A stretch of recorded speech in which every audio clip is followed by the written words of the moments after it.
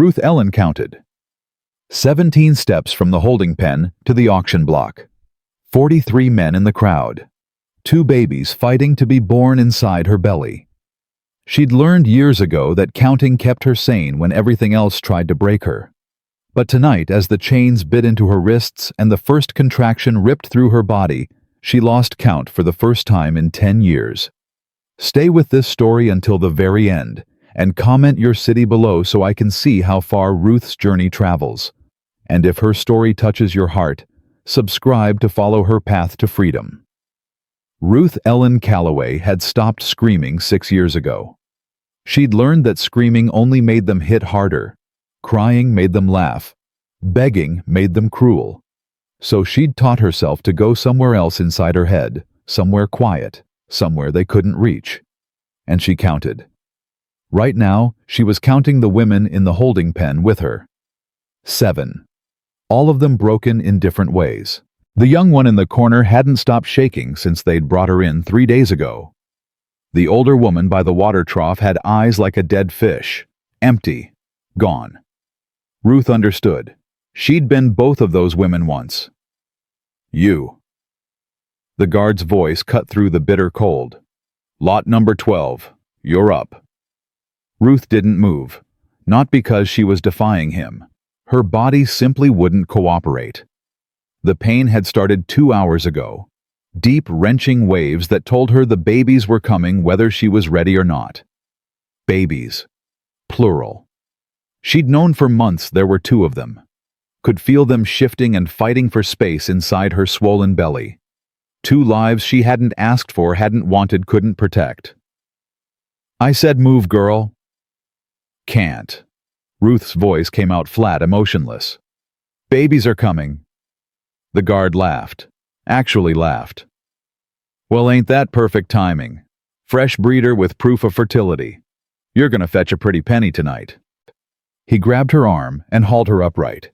Ruth's legs buckled, but he didn't slow down.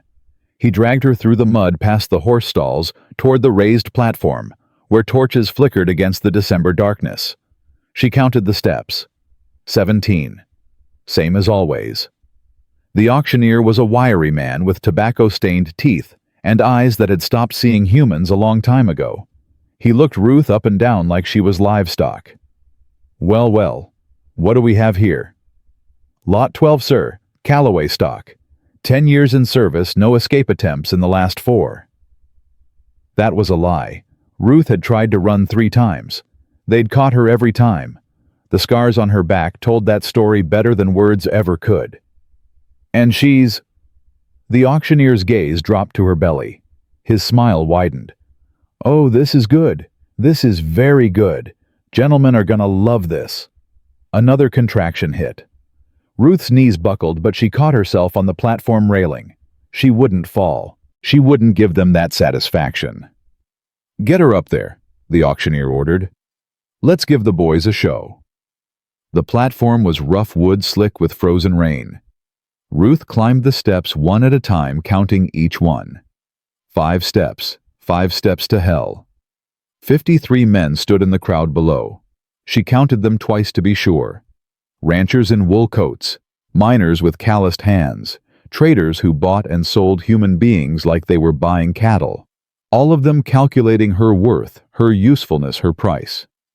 Lot number 12, the auctioneer announced, his voice carrying over the bitter wind. Female, 24 years of age, strong Tennessee mountain stock, 10 years in service, and gentleman. He paused for effect. She's carrying twins. Due any day now. 3 for the price of 1. Laughter rippled through the crowd. Ruth's hands moved instinctively to her belly, but the chains stopped her halfway. She couldn't even cradle her own children. Starting bid, $100. 100. A voice from the left. 120. Another from the right. 150. The numbers climbed. Ruth watched the men raise their hands, watched them calculate her worth in dollars and labor. She counted the bids. 1, 2, 3, 4, 5, 6. 6 men who wanted to own her. 6 men who would use her until she broke, then sell her again or worse. 180. Do I hear 190? The contraction that hit her then was the worst yet. Ruth couldn't stay standing. She dropped to her knees on the wooden platform, a cry escaping her lips, despite 10 years of practice staying silent. "Well now," the auctioneer said, delighted. "Looks like we might get a real show tonight, boys. Who wants to see some babies born?" More laughter. Someone whistled. Ruth's vision blurred. She could feel the babies pressing down, demanding to be born. "Not here. God, please. Not here." 190. "Anyone. Come on, gentlemen. 3 for the price of 1. You won't find a better deal this side of the Mississippi." 200. The voice came from the back of the crowd. Quiet, but somehow cutting through the noise like a knife through butter. The laughter stopped. Ruth lifted her head, trying to see who had spoken. The torchlight didn't reach that far. All she could make out was a silhouette. Tall, broad-shouldered, still as stone. 200 from the gentleman in the back, the auctioneer said, surprise evident in his voice. "Do I hear 220? Silence. Ruth counted the seconds. 1, 2, 3, 4, 5. 200 going once. 6, 7, 8. Going twice. 9, 10. The gavel cracked against wood. Sold to the gentleman in the back. Lot 12 and her offspring. 3 souls for $200. 3 souls. Ruth had never heard anyone at an auction use that word before. Souls. Like they were people. Like they mattered. The guard hauled her off the platform and toward the payment table. Her bare feet slipped in the frozen mud, her body screaming with each step. Another contraction hit, and this time, Ruth couldn't hold back the gasp of pain. "Here's your merchandise, sir." The guard shoved her forward. Ruth stumbled, falling to her knees in the mud at the buyer's feet. She stayed there for a moment, trying to catch her breath, trying to count something, anything to keep herself anchored. Then she looked up. The man was older than the voice had suggested. Mid-30s, maybe. Weathered face like he'd spent his whole life outdoors. Dark hair going gray at the temples. And eyes. Pale gray eyes that looked at her not like property, not like merchandise. Like a person.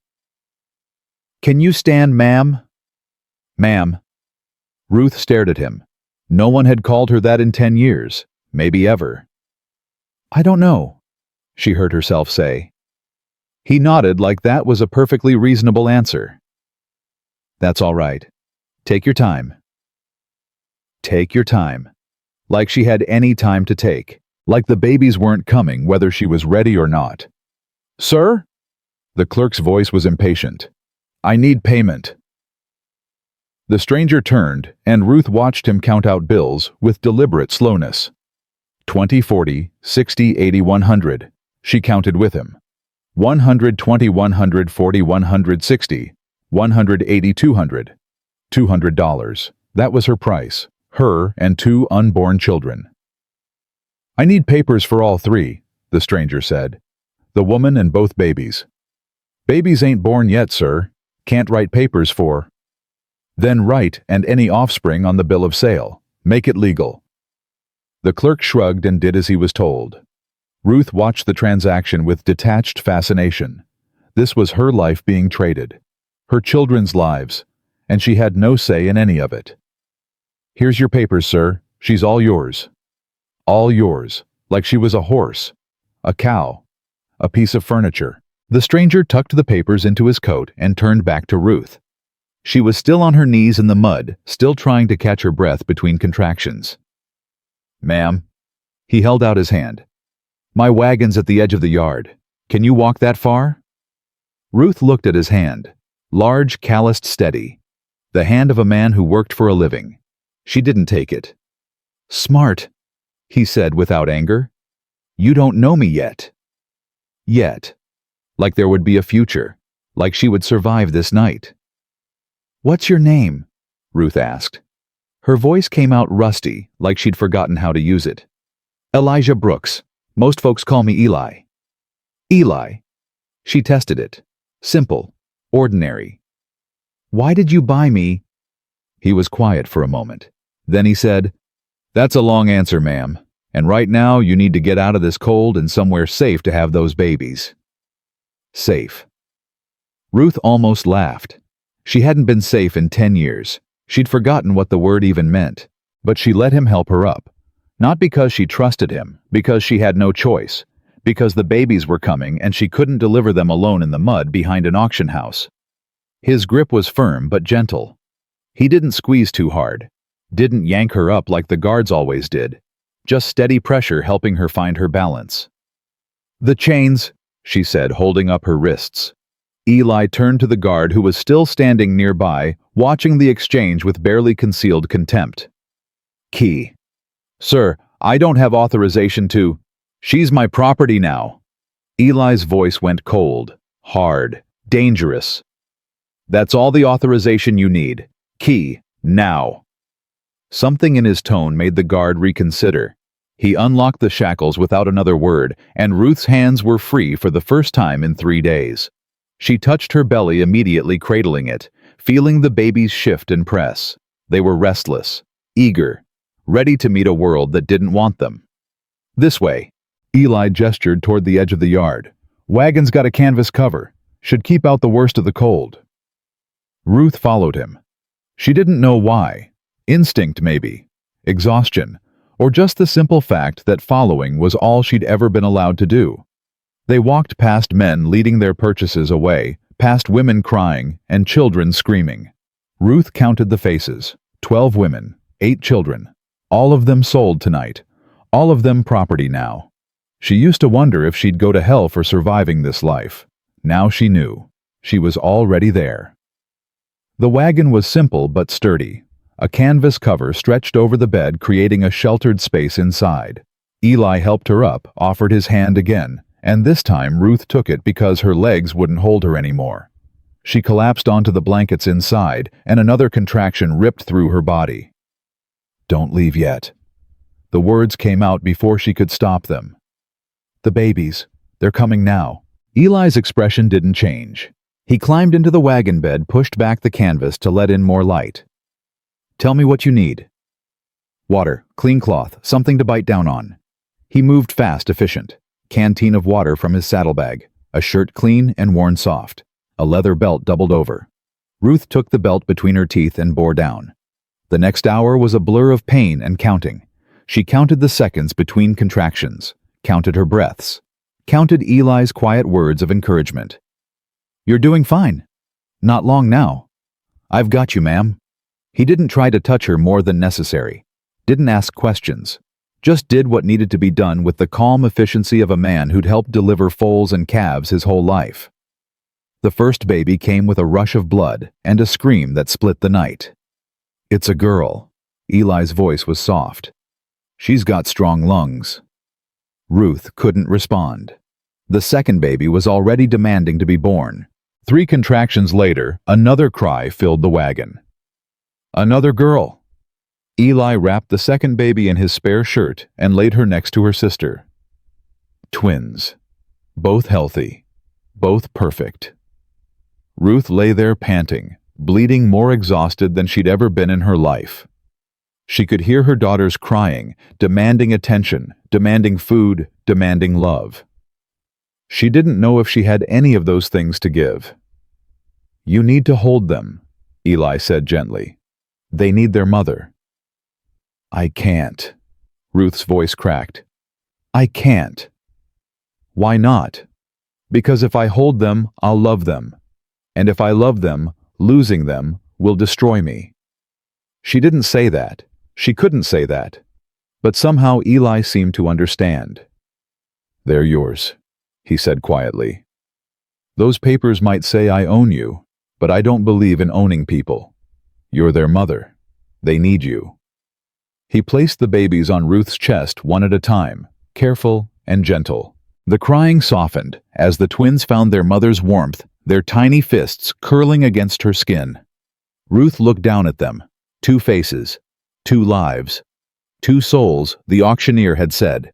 She started counting again. 10 fingers on baby 1, 10 fingers on baby 2. 10 toes. 10 toes. 2 heartbeats against her chest. 1, 2. 1, 2. And somewhere in the counting, something cracked inside her. Something she'd sealed shut 10 years ago when she learned that hope was dangerous and love was a weapon others used against you. She felt tears streaming down her face. First tears in 6 years. "They're beautiful," Eli said softly. Ruth looked up at him. This stranger who had bought her for $200 and helped her give birth in the back of a wagon on the coldest night of the year. "Why?" she whispered. "Why did you do this?" He was quiet for a long moment. Then he said, "Because nobody should give birth in chains. And because—" He hesitated. "Because I had a sister once. They took her when she was 15. I looked for her for years. Never found her." Ruth's throat tightened. "I don't know if she's alive or dead," Eli continued. "Don't know what happened to her, but I know what I wish someone had done for her." He met her eyes, and Ruth saw something there she hadn't seen in a decade. Pain, yes. Old pain. But also something else. Kindness. "My ranch is about 4 days from here. Wyoming territory. You'll have food shelter time to heal. After that—" He shrugged. "Your choice." "My choice." Ruth almost laughed. "I don't get choices. I'm property. Those papers say so." "Papers say a lot of things, ma'am. Doesn't make them true." The babies were rooting against Ruth's chest, hungry and insistent. She shifted them awkwardly, not knowing how to nurse 2 at once, not knowing how to do any of this. "First time?" Eli asked. "No." Ruth's voice went flat. "I had a baby before. 6 years ago. They took her from me when she was 3 days old. Sold her to someone in Louisiana." The words hung in the cold air. Eli didn't say he was sorry, didn't offer empty comfort. He just nodded once, like he understood that some wounds couldn't be healed with words. "These 2, he said quietly. "Nobody's taking them. Not while I'm breathing." Ruth wanted to believe him. God, she wanted to believe him so badly it hurt. But she'd learned a long time ago that wanting and having were 2 different things. "I don't trust you," she said. "I know. I don't trust anyone." "I know that too." "Then why—" She gestured at the wagon, the blankets, the babies in her arms. "Why all this?" Eli picked up the reins and clicked his tongue at the horses. The wagon lurched forward, leaving the auction yard behind. "Because trust has to start somewhere," he said over his shoulder. "And I figure actions speak louder than words, so I'll show you who I am, day by day, and you can decide for yourself whether to believe it." Ruth held her daughters close and watched the torches of the auction yard fade into the darkness. She started counting again. 1 mile. 2 miles. 3. Each mile putting distance between her and that terrible place. The babies had stopped crying. They were sleeping now, exhausted from the ordeal of being born. Ruth studied their faces in the dim moonlight. They looked alike, but not identical. One had a tiny birthmark near her left eye. The other had a slightly pointed chin. "They need names," she said quietly. Eli glanced back. "What do you want to call them?" "My choice." There it was again. Like her opinion mattered. Like she was allowed to decide things. Ruth thought about it. She thought about her mother dead 15 years now. About the grandmother she'd never met. About all the names that had been taken from her, replaced with numbers and lot designations. "Mercy," she said, finally touching the baby with the birthmark. "And Grace." "Mercy and Grace." Eli nodded slowly. "Those are good names. My mother used to say those were the 2 things everyone deserved. Mercy when we fail. Grace when we don't deserve it." "Your mother sounds like a wise woman." "She was." Ruth's voice caught. "She was the one who taught me to read." Eli turned slightly surprised, flickering across his weathered face. "You can read?" Ruth tensed. She'd said too much. Reading was dangerous for someone like her. It gave her ideas, made her harder to control. The scar on her left arm throbbed with the memory of what happened when they caught her trying to write a letter. "Forget I said that," she muttered. "No." Eli's voice was firm. That's something to be proud of, not something to hide." Ruth didn't respond. She'd learned a long time ago that pride was a luxury she couldn't afford. The wagon rolled on through the frozen darkness. Ruth counted the stars through the gap in the canvas. 23 visible. 23 points of light in a sky full of darkness. She'd survived another day. Her daughters had been born alive. A stranger had bought her freedom, or at least bought her. It wasn't hope. Not yet. Hope was too dangerous. But it was something. Mercy stirred against her chest, making small, hungry sounds. Ruth shifted her, guided her to nurse, marveled at how the baby knew exactly what to do, even though neither of them had done this before. "There's a town about half a day's ride from here," Eli said. "Small place called Miller's Crossing. We can stop there, get you some proper clothes, food for the journey. People will ask questions. Let them ask. I'll tell them you're my wife's cousin, come to help on the ranch. You have a wife." Had. Eli's voice went quiet. "She died 5 years ago. Cholera took her and our son both." Ruth didn't say she was sorry. He hadn't said it to her. Somehow the silence felt more honest than empty words.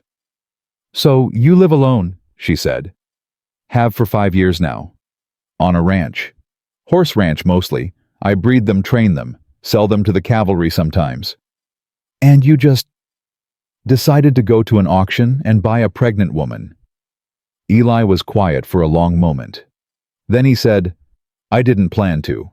I was in San Antonio selling horses, heard about the auction, told myself I wouldn't go, told myself it wasn't my business." "But you went anyway." "Yeah, I went anyway." He sighed. "Stood in the back of that crowd watching them sell people like they were cattle, telling myself there was nothing I could do. One man can't change the world." "So what changed?" "You." Ruth's heart stuttered. "You came up on that platform," Eli continued, "and you weren't crying, weren't screaming. You were just still, like you'd gone somewhere inside yourself where they couldn't touch you.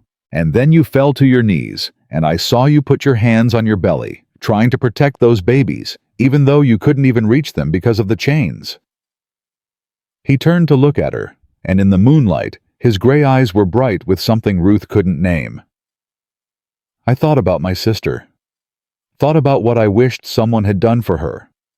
And before I knew what I was doing, I was bidding $200 I couldn't really afford." Ruth didn't know what to say. She held her daughters closer and counted the beats of her heart. 1, 2, 3, 4. "I'm not a good man," Eli said quietly. "Done things in the war I'm not proud of. Lost people I should have saved. Failed more times than I can count." "Then why?"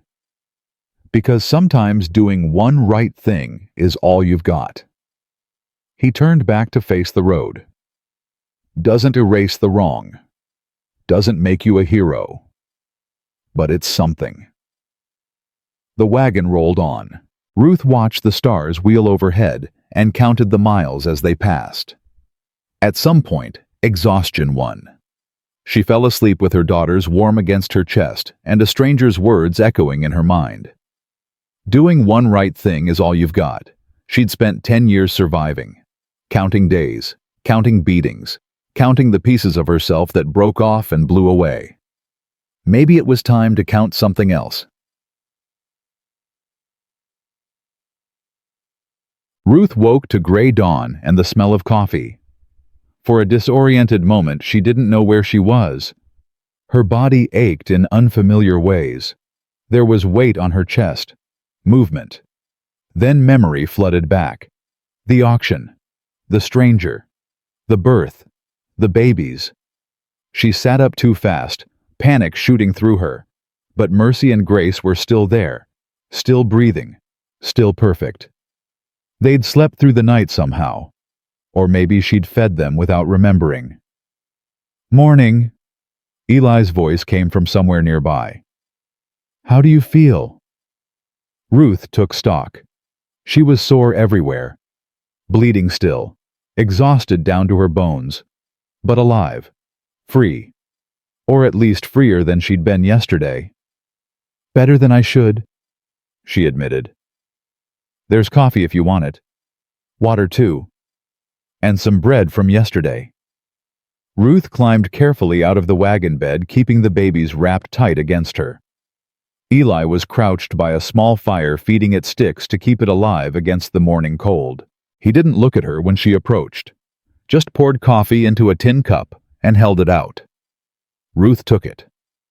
The warmth seeped into her frozen fingers. We should reach Miller's Crossing by midday, Eli said. Get you some real food. Maybe a hot bath if they've got one. A bath. Ruth couldn't remember the last time she'd had a real bath. Years, probably. They'd given the workers a trough and cold water once a week if they were lucky. People will talk, she said. Let them. A man traveling with a woman and newborn twins. They'll think, I don't much care what they think. Eli finally looked at her. Do you? Ruth considered the question. Did she care? She'd spent 10 years caring what other people thought, caring about rules and expectations and staying invisible. No, she said finally. I don't. Eli nodded like that was exactly the answer he'd expected. They broke camp and continued north. Ruth sat in the back of the wagon with the babies, counting the miles as they passed. 5, 10, 15. Each one taking her farther from the auction yard, farther from everything she'd known. Miller's Crossing was barely a town. A single main street with a general store, a saloon, a church, and a handful of houses clustered together against the cold. Eli pulled the wagon to a stop in front of the general store. Stay here, he said. I'll get what we need. Ruth watched him go. She could run right now. Take the babies and disappear while he was inside. Find somewhere to hide, somewhere to survive. But where would she go? She had no money, no papers, 2 newborn babies who needed feeding every few hours. She'd freeze to death before nightfall. So she stayed. Not because she trusted him, because she had no choice. Eli emerged 20 minutes later with an armful of supplies. Blankets, a heavy wool dress, baby clothes soft and clean. Food that didn't look like the scraps she'd been fed for years. Here. He handed her the dress. Mrs. Patterson at the store said it should fit. You can change inside the wagon. Ruth took the dress. It was blue, simple, beautiful. Thank you, she said. You can stop thanking me. Why? Because you don't owe me anything. Eli loaded the supplies into the wagon. Everything I'm giving you, you earned the moment you survived what they did to you. Consider it. Back pay. Ruth didn't know how to respond to that. She retreated into the wagon and changed out of her blood-stained rags, careful not to wake the sleeping babies. The dress fit. The fabric was soft against her skin, softer than anything she'd worn in years. She looked down at herself and felt something strange. Something she couldn't quite name. Then she realized what it was. She looked like a person. Not property, not a lot number. A person. Ready? Eli's voice came from outside. Ruth pulled back the canvas and climbed onto the wagon seat next to him. He glanced at her and something flickered across his face. Approval, maybe, or just acknowledgement. Mrs. Patterson's daughter had twins last year, he said. She gave me some advice. Said the first few weeks are the hardest. After that, it gets easier. Does it? I don't know. I've never had twins. He clicked his tongue at the horses. But I figure we'll learn together. We. Like they were a team. Like her survival was his concern. Ruth counted the buildings as they left Miller's Crossing behind. General store. Saloon. Church, blacksmith, 5 buildings, 5 steps back into the wilderness, 3 more days to Wyoming, 3 more days to find out if Eli Brooks was everything he seemed to be, or if he was just another wolf in sheep's clothing waiting for the right moment to show his teeth. Ruth held her daughters close and watched the road stretch out ahead of them. She'd survived 10 years by trusting no one, by expecting the worst, by counting the days until something terrible happened. But for the first time in a decade, she found herself counting something else, the miles between her and her past, and wondering if maybe, just maybe, there was something worth counting ahead. The 4th day on the road broke Ruth's counting. She'd been tracking everything. Miles traveled, hours slept, times Eli looked at her, times he didn't. She'd counted every interaction, every word, every gesture, filing them away like evidence she might need later. But on the 4th day, Grace got sick. It started with a cough. Small at first, then deeper. By midday, the baby was burning with fever, her tiny body trembling against Ruth's chest. "Something's wrong." Ruth's voice came out sharp-edged with panic she couldn't control. "She's too hot. She won't eat." Eli pulled the wagon to a stop immediately. He climbed into the back and pressed his hand to Grace's forehead, his weathered face going tight. "Fever's high." "I know that." Ruth heard the fear in her own voice and hated it. "What do we do?" "There's a woman. Lives about 2 hours east of here, Comanche. She knows healing better than any doctor I've ever met." "Comanche." Ruth's arms tightened around her daughters. "You want to take my baby to—" "Morning Star saved my life 3 years ago." Eli's gray eyes met hers steadily. "Snake bite. Doctor in town said I'd lose my arm. She said different. I've still got both arms." Ruth looked down at Grace. The baby's breathing was shallow, labored.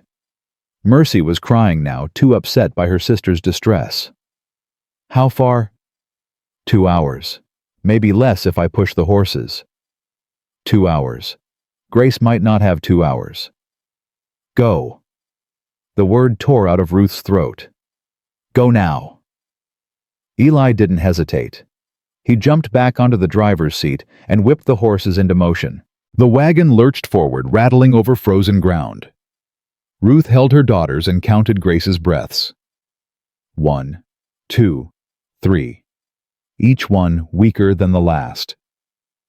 "Stay with me," she whispered. "Stay with me, baby girl. Don't you leave me. Don't you dare." The next 2 hours were the longest of Ruth's life. Longer than the auction. Longer than labor.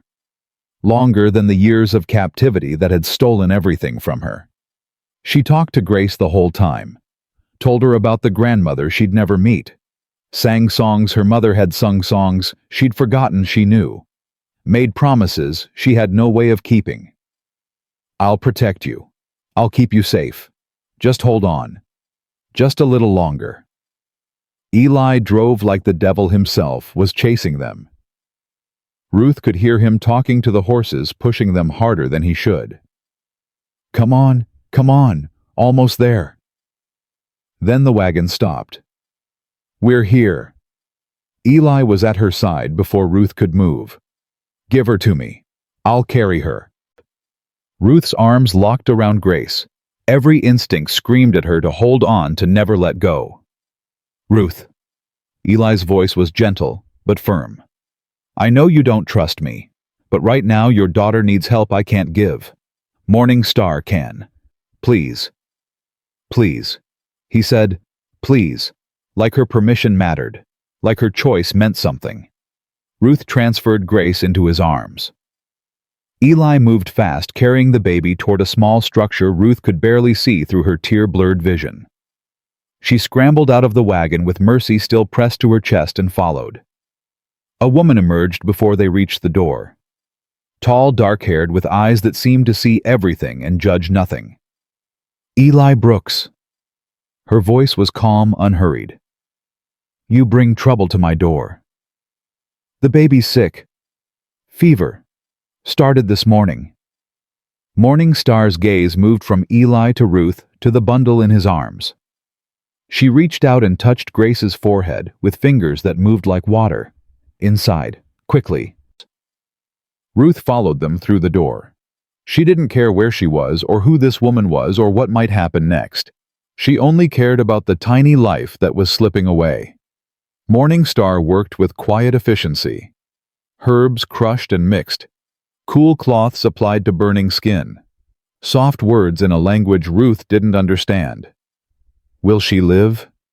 Ruth couldn't keep the question inside anymore. Please, tell me she'll live. Morning Star looked at her for a long moment. You are the counting woman. Ruth froze. What? You count. I can see it in your eyes. Always counting. Always measuring. Trying to control what cannot be controlled. I don't. Your daughter will live.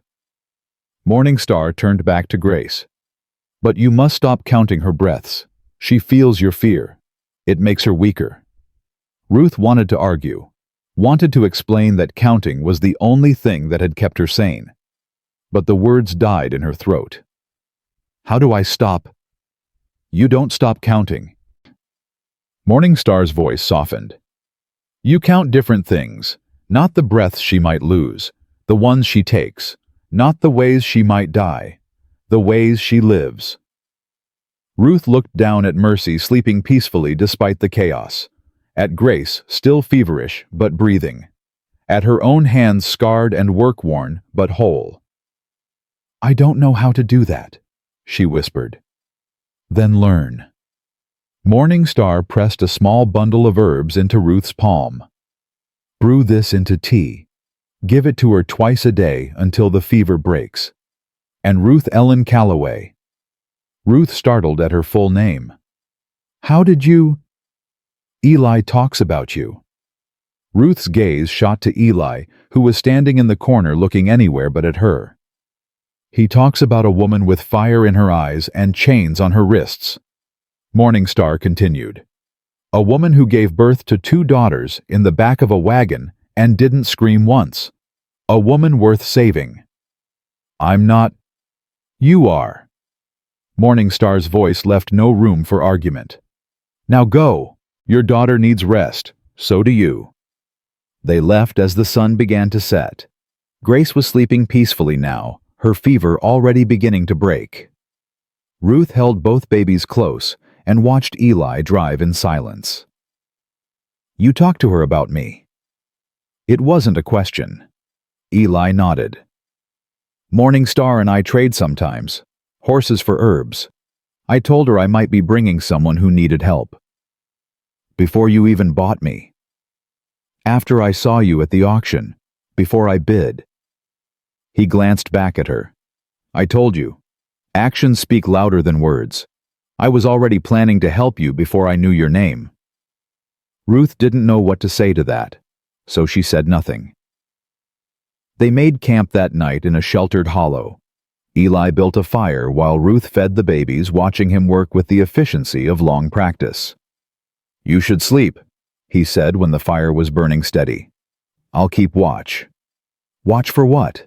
Wolves, weather. He hesitated. Other things. What other things? Eli was quiet for a long moment. Then he said, The man who owned you before. What's his name? Ruth's blood went cold. Why? Because men like that don't let go easy. And I want to know what we might be facing. We. There it was again. Like her problems were his problems. Like they were in this together. Whitmore, Ruth said quietly. Colonel Marcus Whitmore. She saw Eli's jaw tighten. Confederate? During the war. Plantation owner before that. Lost most of his land when the Union won. Moved west. Started over with cattle. And people. And people. Ruth's voice went flat. He had 12 of us when I left. Probably more now. How long were you with him? 6 years. Ruth looked down at her sleeping daughters. He's the one who took my first baby, sold her to pay a gambling debt. The silence that followed was heavy, thick. I'm sorry. Eli's voice was rough. That shouldn't have happened. None of it should have happened. But it did. Yeah, it did. He met her eyes across the fire. And now we make sure it never happens again. How he's got money, power, men with guns who do what he says. I've got a ranch in the middle of nowhere with clear sight lines and a Winchester rifle. Eli's expression hardened. And I've got something he doesn't. What? Something worth fighting for. Ruth wanted to ask what he meant, wanted to push for more information, more reassurance, more proof that he could keep her safe. But Grace stirred against her chest, and Mercy made a soft sound, and Ruth realized that for the first time in years, she wasn't counting threats. She was counting blessings. 2 babies. Alive. Safe. Hers. 1 man. Steady. Kind. Present. 1 fire. Warm. Bright. Maybe that was enough. Maybe for tonight that was everything. They reached Eli's ranch on the 6th day. Ruth had been expecting something small. A shack maybe. A lean-to with a couple of horses. What she found was different. The cabin was solid, well-built, surrounded by fenced pastures where horses grazed despite the cold. There was a barn, a chicken coop, a root cellar. Evidence of years of work, years of care, years of building something that would last. This is yours. Ruth couldn't keep the surprise out of her voice. Built most of it myself. Took 5 years. Eli pulled the wagon to a stop. It's not much, but it's home. Not much. Ruth had lived in slave quarters smaller than the chicken coop. She'd slept on dirt floors with 10 other women. She'd eaten scraps from tables and been grateful for them. This wasn't not much. This was everything. Come on. Eli helped her down from the wagon. Let's get you inside. Fire's probably out, but I can get it going quick. Ruth followed him to the cabin door. He pushed it open and stepped aside, gesturing for her to enter first. She didn't move. What's wrong? Eli asked. You're not going in first. It's going to be your home too. Seems right you should go first. My home. Ruth had never had a home. Not since she was 14. The words felt foreign, impossible, but she stepped through the door anyway.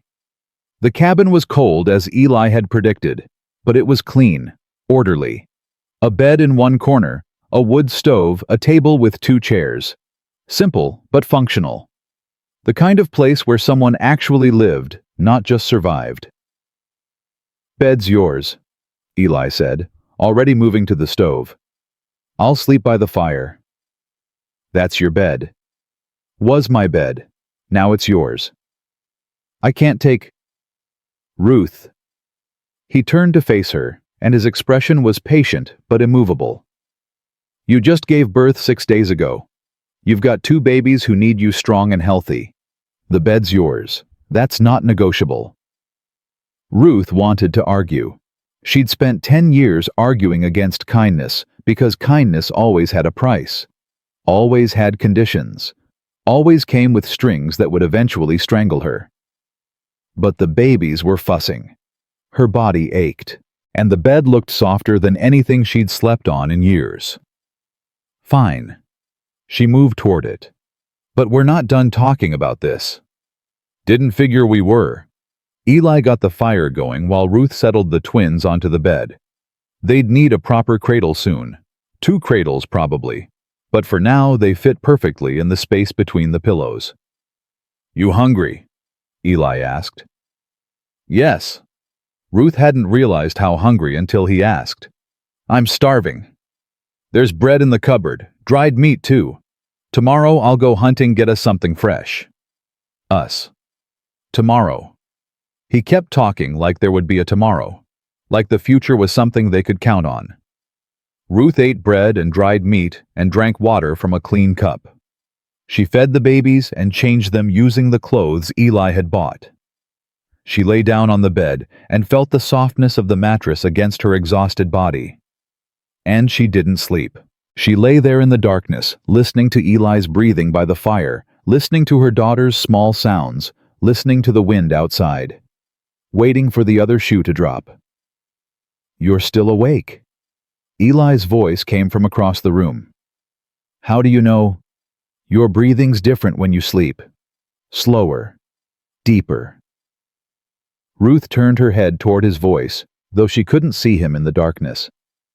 You've been listening to my breathing. Hard not to.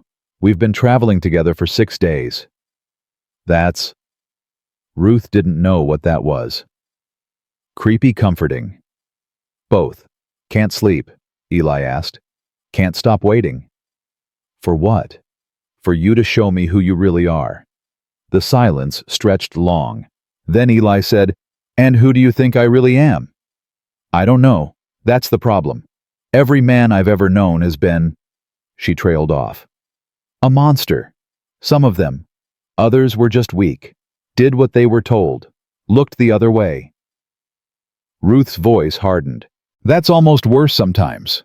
The ones who knew it was wrong and did nothing. I'm not going to do nothing.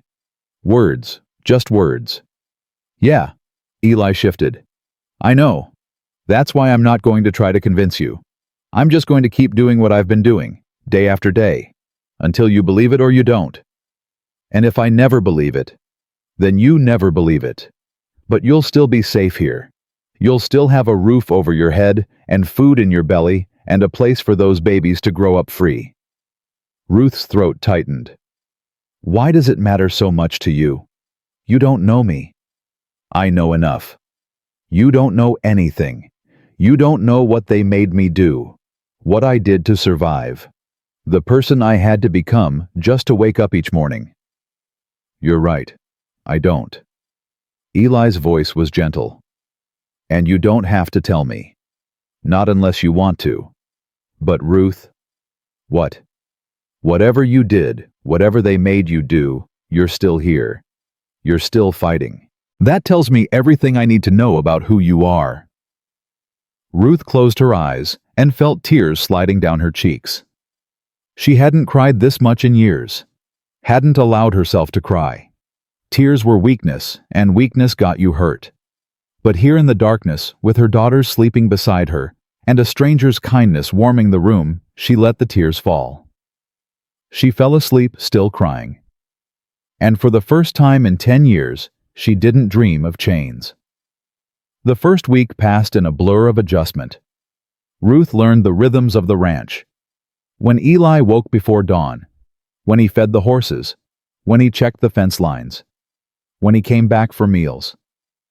She learned that he hummed while he worked tuneless melodies that seemed to come from somewhere deep inside, that he talked to the horses like they could understand him, that he left the cabin door unlocked no matter what. Why? Ruth asked on the third day. Why don't you lock it? Why would I? To keep people out, to keep me in. Eli stopped what he was doing, which was mending a bridle, and looked at her, really looked at her. If I locked that door, would you stay? Ruth considered the question. I don't know. Exactly. He went back to his work. If you're staying because you can't leave, that's not staying. That's captivity. I've got no interest in keeping captives. Then why?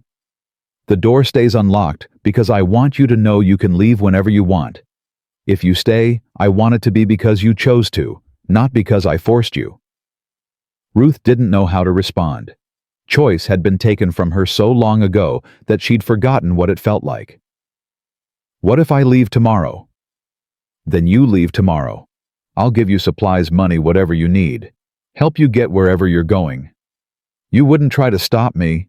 No. Even though you paid $200 for me.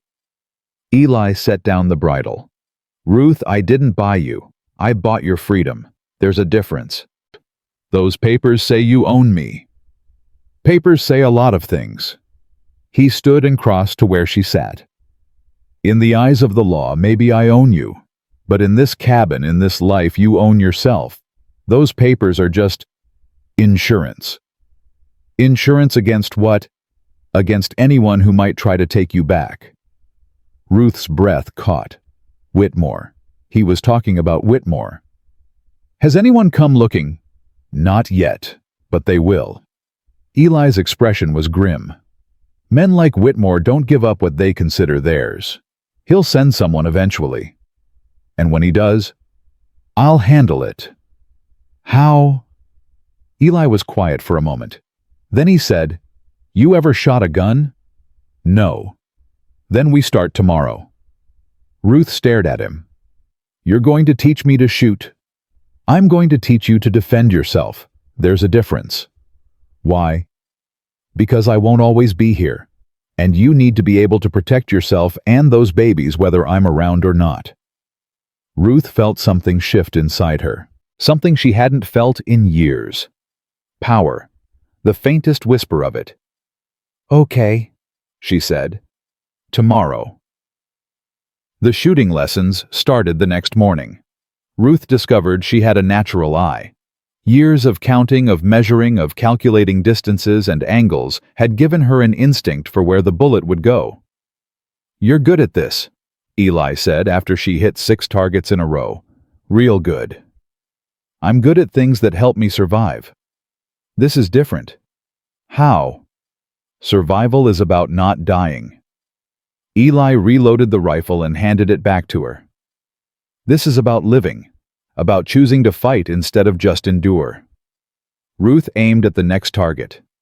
Breathed in, breathed out. Fired. Dead center. "You feel that?" Eli asked. "Feel what?" "That thing in your chest. That sense that you could handle whatever comes next." Ruth lowered the rifle. She did feel it. A small flame where fear usually lived. "I feel it," she admitted. "Good. Hold on to that feeling. That's what freedom feels like." Freedom. Ruth turned the word over in her mind like a stone she'd never seen before. "I don't know what to do with freedom," she said quietly. "I've never had it." Neither did I for a long time. During the war, I followed orders, did what I was told, watched men die because someone with more authority than sense decided they should. What changed? The war ended. I came home. Eli's voice went distant. Found out Lydia was dead. My son was dead. Everything I'd been fighting for was gone. What did you do? Came out here, built this place, tried to figure out who I was when nobody was telling me who to be. Ruth looked at him.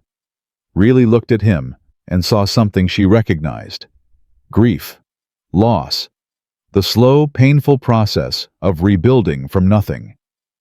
"Did you figure it out?" she asked. "Who you are? Still working on it." Eli met her eyes. "But I know one thing. I'm not the man who follows orders anymore. I'm the man who gives shelter to women who need it and teaches them to shoot and hopes that's enough to make up for all the things I didn't do when I should have." "It's enough," Ruth heard herself say. "What you're doing. It's enough." Eli looked surprised. Then something softened in his expression. "Thank you." They stood there for a moment, the rifle between them, the cold wind cutting across the open ground. Then Mercy started crying in the cabin, and the moment broke. "I should go." Eli took the rifle. "I'll clean up here." Ruth hurried back to the cabin, her heart beating in a rhythm she didn't recognize.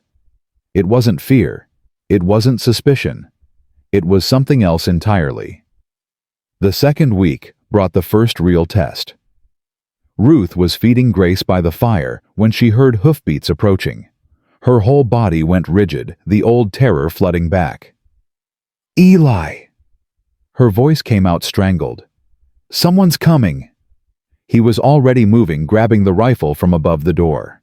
"Stay inside. Don't come out unless I call you." Ruth clutched her daughters and retreated to the far corner of the cabin.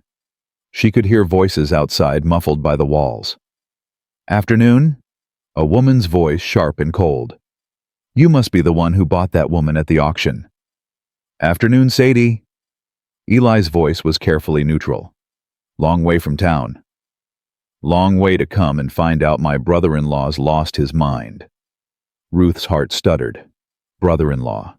This was Lydia's sister. She needed help. I helped. "Help?" Sadie's laugh was bitter. "You paid $200 for a pregnant slave and brought her back to live in my sister's house. That's not help. That's foolishness." "It's my house, Sadie. My money. My choice."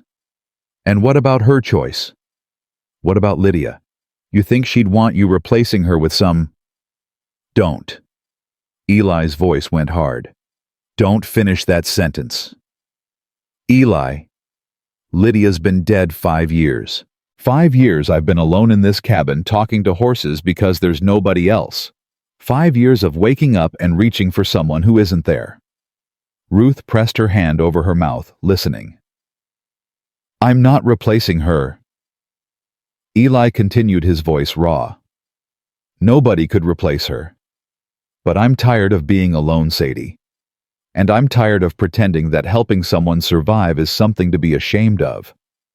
Silence stretched long, then Sadie's voice quieter now. People in town are talking. Let them talk. They're saying you've gone soft, saying you're keeping a woman against her will. Then they're wrong. She's free to leave whenever she wants. Doors unlocked.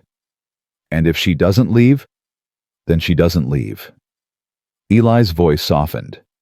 Sadie, I know you loved your sister. I loved her too. But she's gone, and I'm still here, and I've got to find a way to keep living. Another long pause.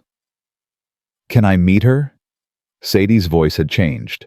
Still sharp, but something underneath it had cracked. That's her choice, not mine. Ruth heard footsteps approaching the cabin. She straightened, arranging the babies in her arms, trying to look like something other than a terrified woman hiding in a corner. The door opened.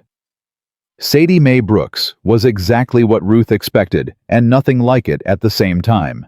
Mid-40s gray streaking through dark hair with a face that looked like it hadn't smiled in years. Their eyes met. So, Sadie said, you're her. I'm Ruth. I know who you are. Sadie's gaze dropped to the babies. Twins? Yes, ma'am. Mercy and Grace. Something flickered in Sadie's expression. Pretty names. Thank you. Sadie stepped closer, and Ruth fought the urge to back away. This woman wasn't a threat, not physically. But her judgment was palpable, filling the room like smoke. You love him. The question caught Ruth off guard. What? Eli. Do you love him? Ruth's throat tightened. I barely know him. But you're living in his house, sleeping in his bed. He sleeps by the fire, he insisted. Sadie's eyebrows rose. He gave you his bed. Like I said, he insisted. Another long silence. Sadie looked around the cabin, at the fire, at the babies, at the small signs of life returning to a space that had been empty for too long. My sister loved this cabin, she said finally. Built it with her own hands alongside Eli. Every board, every nail she touched. Ruth didn't know what to say. She would have hated seeing it empty. Sadie's voice cracked. Hated seeing him alone. Ma'am, I'm not trying to replace... I know.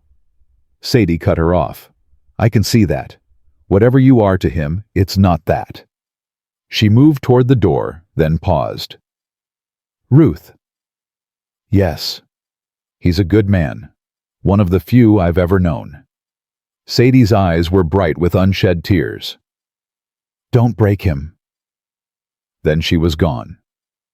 Ruth stood frozen, listening to the hoofbeats fade away. Eli appeared in the doorway a moment later. You all right? I think so. Ruth looked at him. She told me not to break you. Sadie says a lot of things. Is she right? Am I going to break you? Eli crossed to the fire and crouched beside it, feeding in more wood. I've already been broken, Ruth. What happened with Lydia, with Thomas, it broke me in ways I didn't know a person could be broken. Then why? Because broken isn't the same as finished. He looked up at her. Broken things can be put back together. Different than before, maybe, but still whole.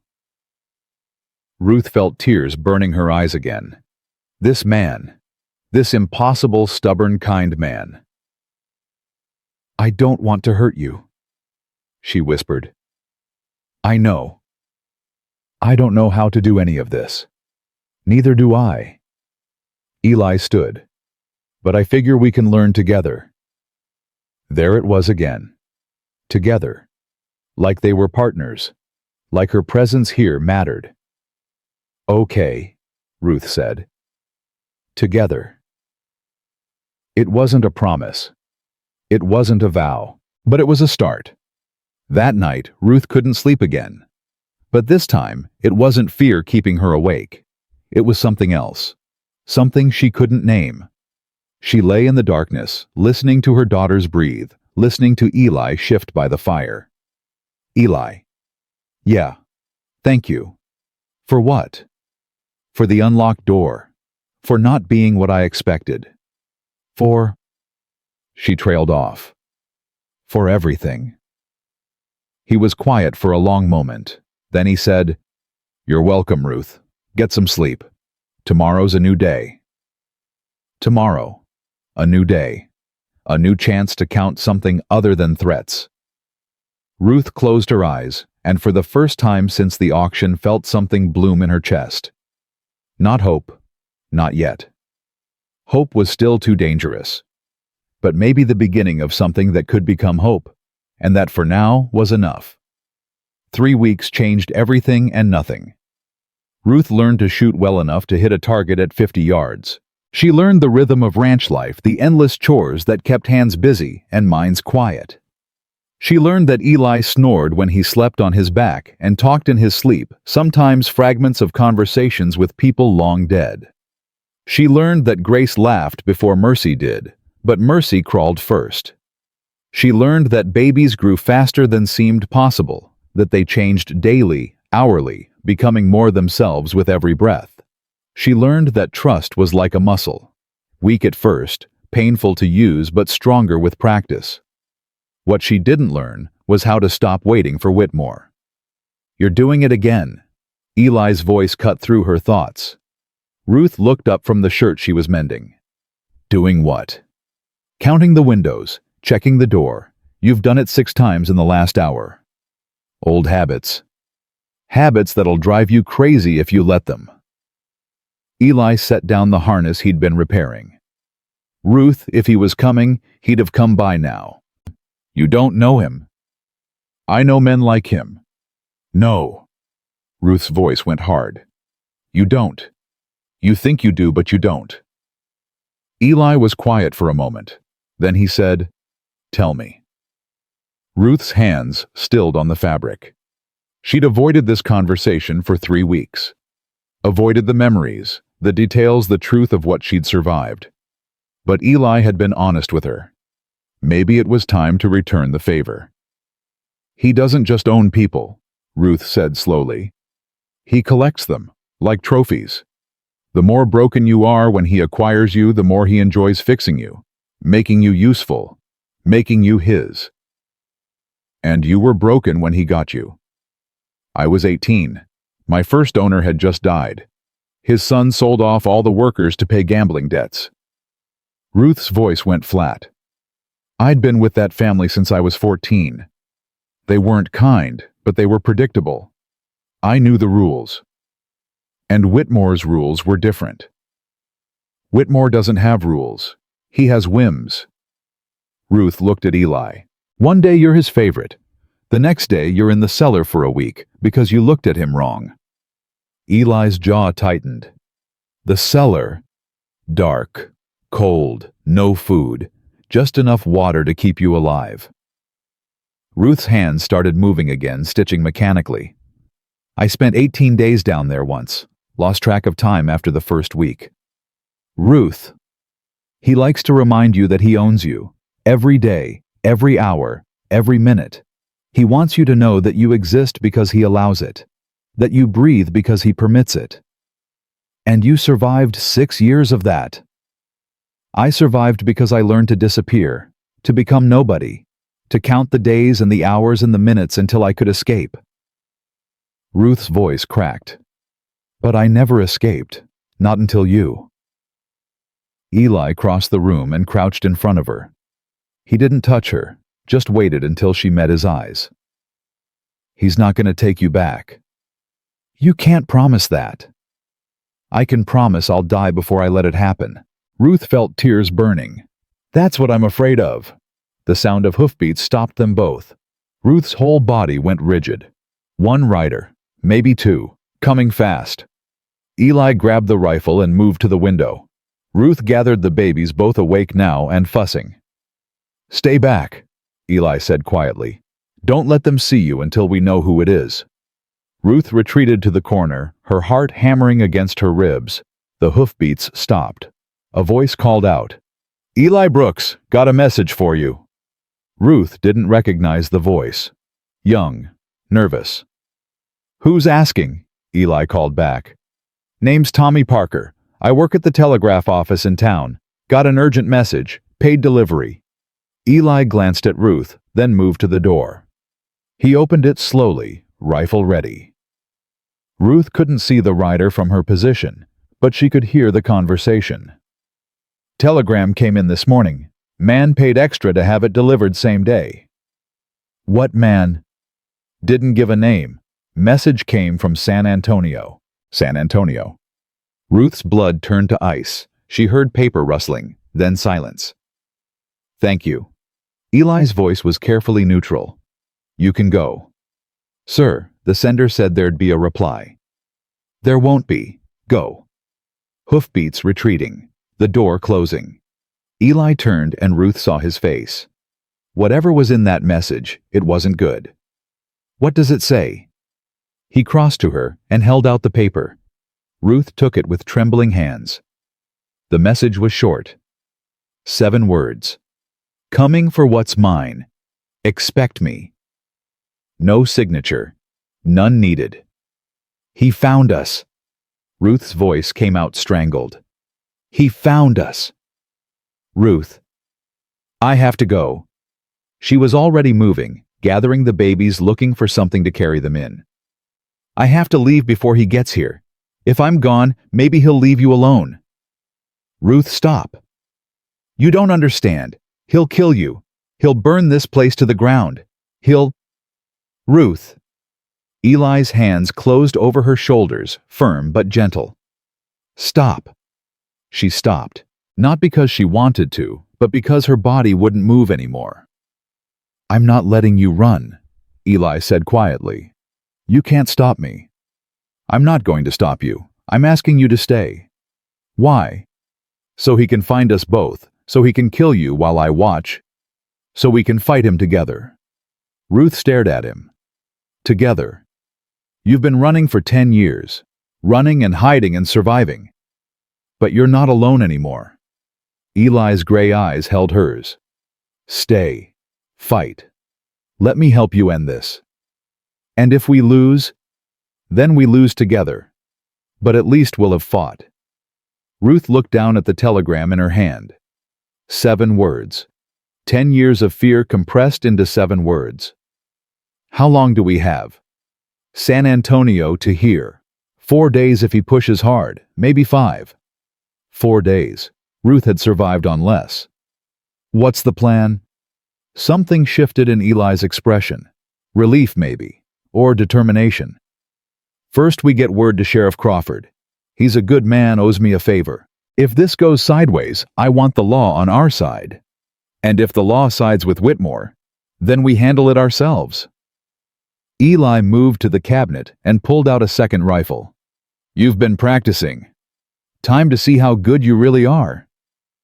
Ruth took the rifle. It felt different in her hands now. Not just a tool for practice. A weapon for survival. What else? I'll ride to town tomorrow. Send that message to Crawford, pick up supplies. You stay here with the babies. No. Eli blinked. No. I'm not sitting here waiting while you ride into danger. If something happens to you, I need to know. Ruth, if you come with me, people will see you. Word will spread. Word's already spreading. That telegram didn't come from nowhere. Ruth's chin lifted. I'm done hiding. I've been hiding for 10 years, and look where it got me, running from my own shadow. This isn't about hiding. It's about strategy. Strategy says I should know what we're facing. Strategy says I should be there when you talk to Crawford, so I can tell him exactly what Whitmore's capable of. Eli was quiet for a long moment. Then, unexpectedly, he smiled. You're stubborn as hell, you know that.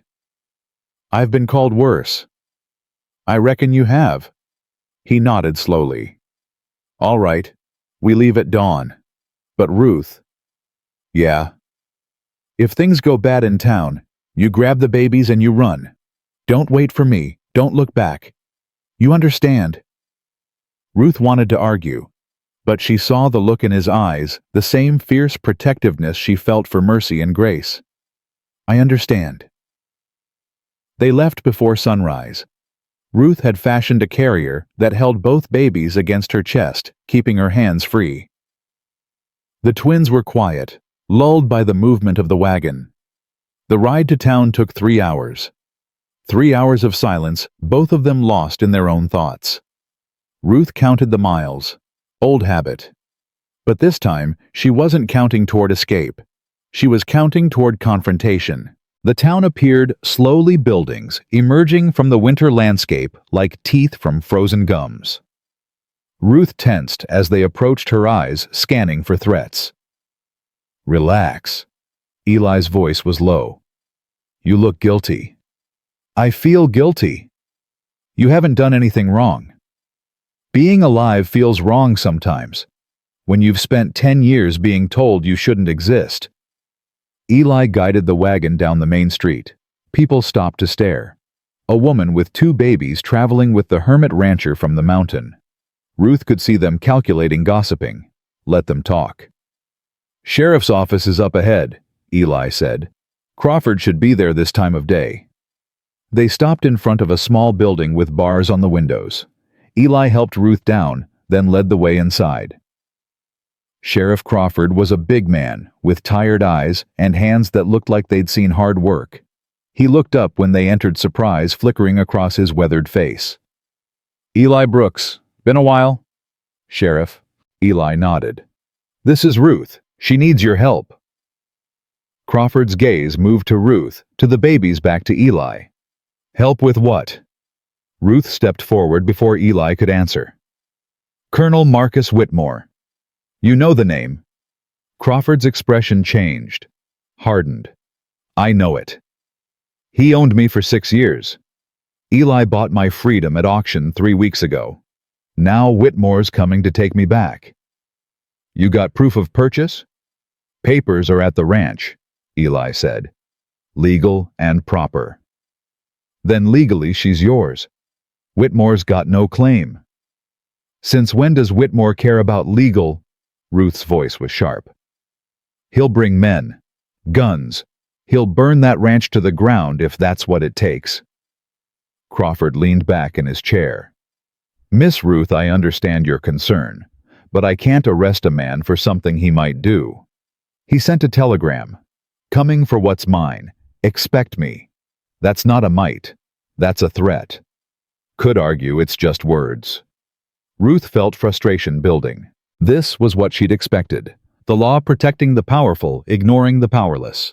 But Eli stepped in. Crawford, you remember 3 years ago, that mess with the Dawson brothers? Crawford's expression flickered. I remember. I helped you clean that up. Didn't ask for anything in return. I recall. I'm asking now. Eli's voice was steady. When Whitmore comes, I want you there. I want him to see that if he tries to take Ruth by force, he'll be dealing with the law, not just me. Crawford was quiet for a long moment.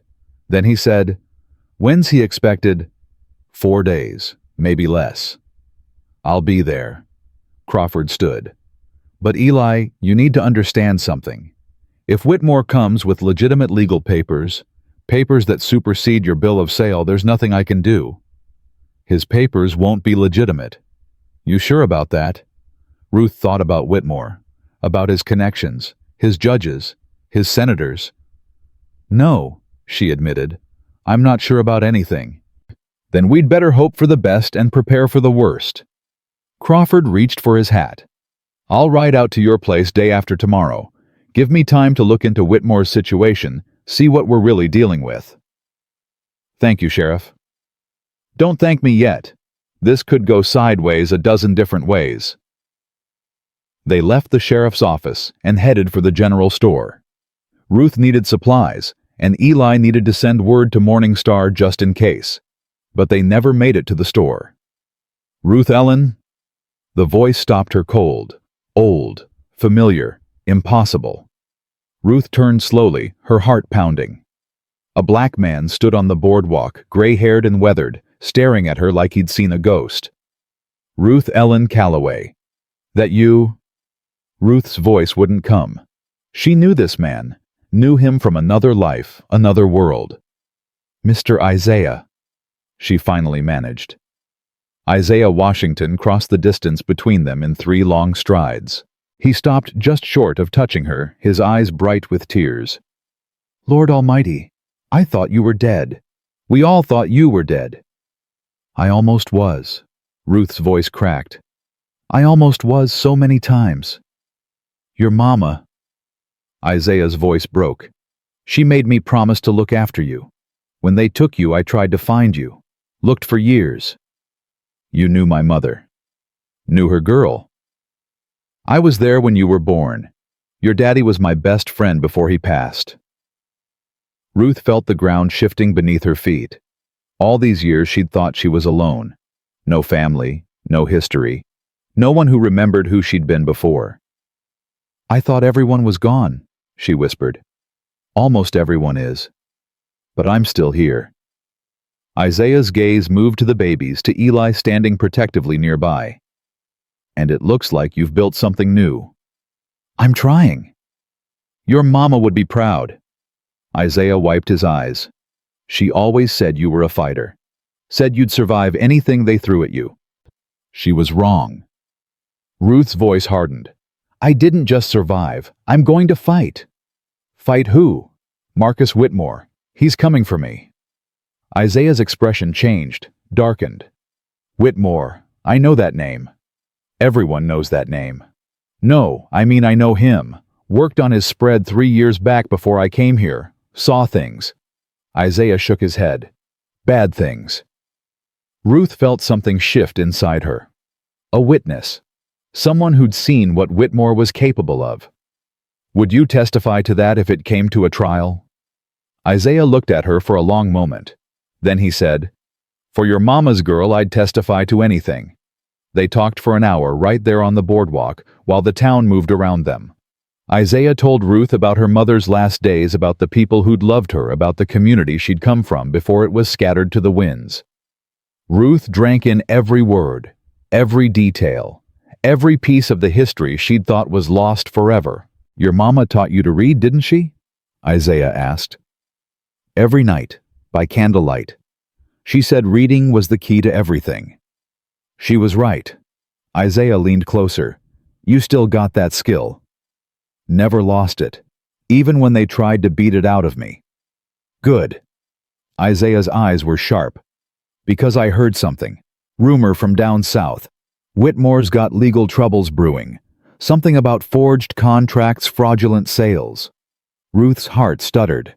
What kind of fraudulent sales? The kind where people get sold who ain't supposed to be sold. Free people. People with papers. Ruth thought about her own history. About the bill of sale that had transferred her from one owner to the next. About the documents she'd never been allowed to see. How would someone prove that? Letters, records, account books. Isaiah shrugged. Problem is, all that evidence is locked up in Whitmore's office. Nobody's ever gotten access. Nobody's ever had a reason to try, Ruth said slowly. What are you thinking? I'm thinking that maybe there's more than one way to fight. Eli, who'd been listening quietly, stepped forward. Ruth, if you're suggesting what I think you're suggesting. I'm not suggesting anything. Yet. Ruth looked at him. But Whitmore's not just coming for me. He's coming because I'm evidence. I know things. Things he doesn't want anyone else to know. What kinds of things? Numbers, names, dates. Ruth's voice hardened. I told you I count everything. I've been counting since I was 14. Every transaction, every sale, Every person who came through his operation. You remember all that. Every detail. Isaiah whistled low. Girl, that information could bring down his whole empire. I know. Ruth looked at both men. And I think he knows it too. That's why he's coming personally. This isn't just about owning me. It's about silencing me. Then we make sure you're not silenced, Eli said. How? Write it down. Everything you remember. Names, dates, numbers. Get it on paper and get copies to people who matter. Who matters? Newspapers, lawyers, politicians who might want to see Whitmore fall. Eli's expression was fierce. You've got a weapon, Ruth. Use it. That night, Ruth sat at the table in Eli's cabin, paper and pen in front of her. The babies were sleeping. Eli was outside checking the perimeter. And Ruth was doing something she'd never done before. Fighting back with the truth. She started writing. Names first. Every person she could remember who'd been bought, sold, or traded through Whitmore's operation. Then dates, transactions, amounts paid. Her hand cramped. Her eyes burned. But she kept writing. 3 hours later, she had 12 pages of testimony. 12 pages of evidence that could destroy the man who'd owned her for 6 years.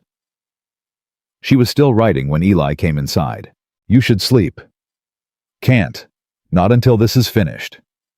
Eli crossed to the table and looked at the pages spread across its surface. His expression shifted as he read. Ruth, this is evidence, testimony, ammunition. This is your life, your pain, every terrible thing that happened to you. Yes. Ruth met his eyes. And now it's going to destroy him. You sure you want to do this? Once this gets out, there's no taking it back. I've spent 10 years being afraid of Marcus Whitmore. 10 years letting him own me even when I wasn't in his possession. Ruth's voice hardened. I'm done being afraid. I'm done being owned. If he wants to come for me, he's going to find out exactly what I'm capable of. Eli was quiet for a long moment. Then he said, You're the bravest person I've ever met. I'm not brave. I'm angry. Angry is good. Angry keeps you alive. Ruth looked down at the pages of testimony. Her whole history, her whole horror, written in her own hand. What happens now? Now we wait. Eli sat down across from her. And we get ready for whatever comes next. The next 2 days passed in tense preparation.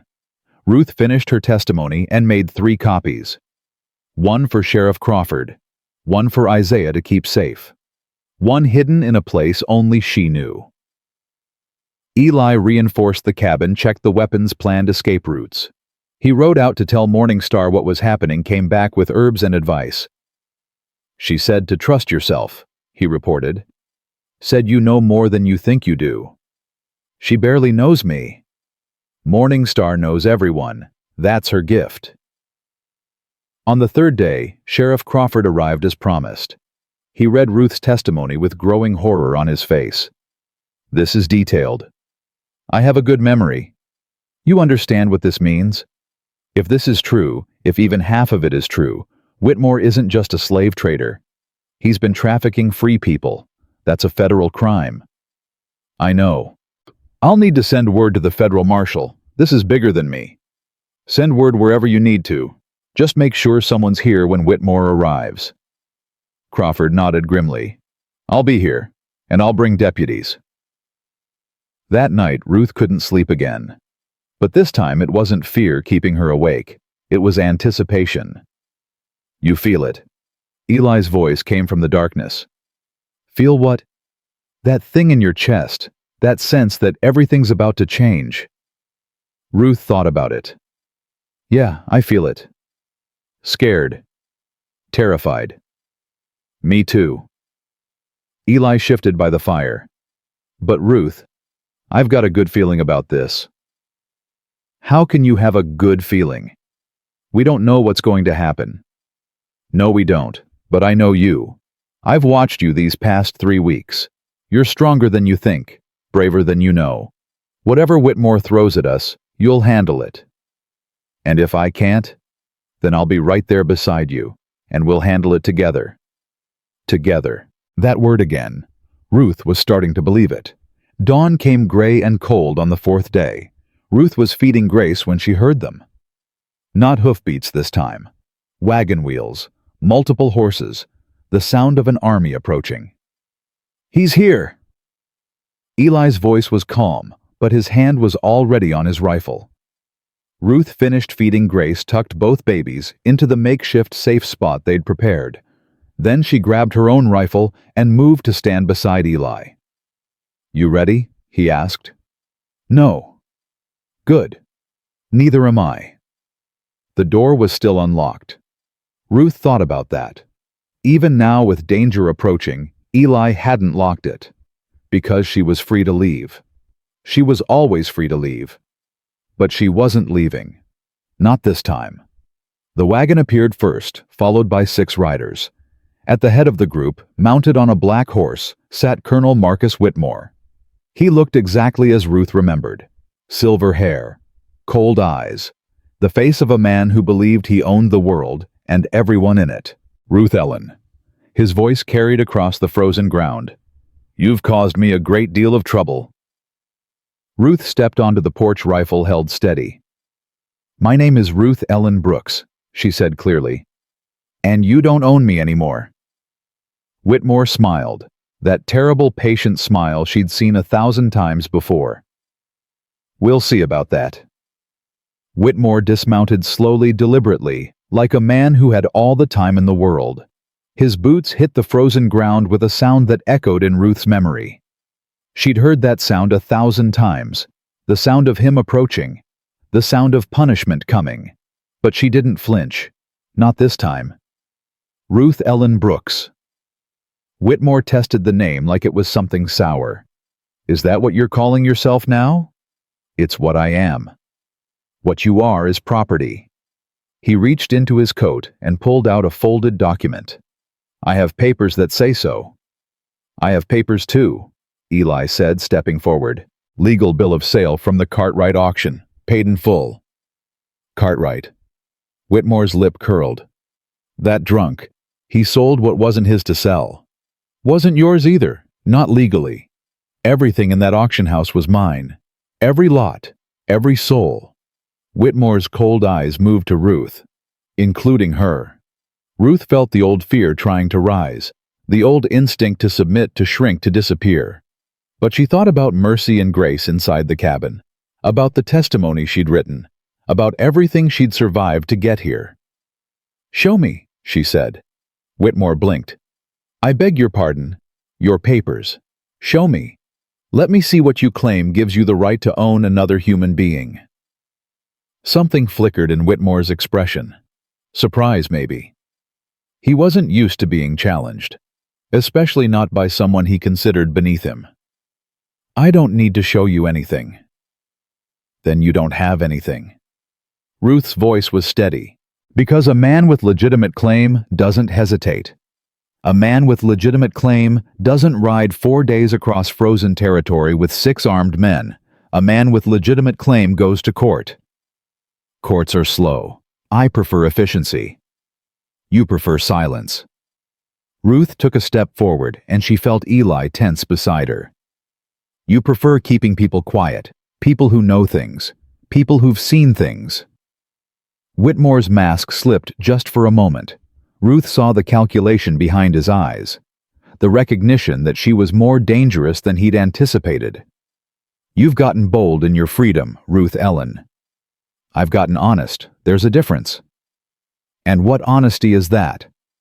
"The kind that knows names, dates, numbers." Ruth watched his face carefully. "The kind that remembers every transaction you ever made, every person you ever sold, every free man and woman you bought with forged papers." The silence that followed was absolute. One of Whitmore's men shifted in his saddle. Another exchanged a glance with his neighbor.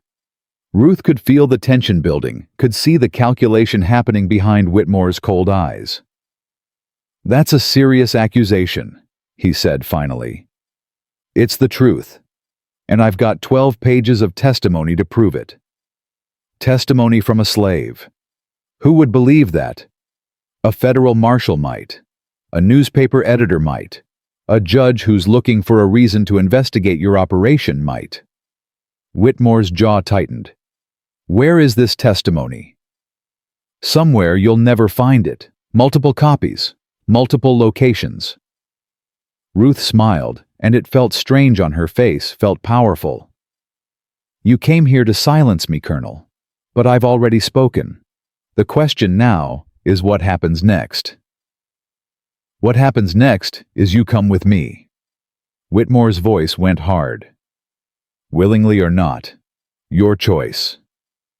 No. The word came from Eli, quiet but unmistakable. Whitmore turned his attention to the rancher for the first time.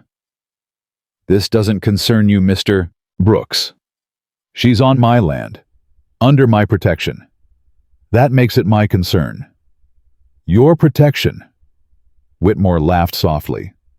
1 man against 6. Those aren't good odds. I've faced worse. In the war, perhaps. But this isn't war, Mr. Brooks. This is business. Buying and selling people isn't business. It's evil. Something shifted in Whitmore's expression, the mask of civility cracking. You don't know anything about evil. I know it when I see it. The standoff stretched tension building like pressure before a storm. Ruth could feel the violence waiting to happen, could see it in the way Whitmore's men had positioned themselves. Then hoofbeats, coming from the east. Everyone turned. Ruth's heart stuttered as she counted the approaching riders. 1, 2, 3, 4. Sheriff Crawford rode at the front, badge glinting in the weak winter light. Behind him came 3 deputies, all armed, all serious. Morning, Colonel Whitmore. Crawford pulled his horse to a stop.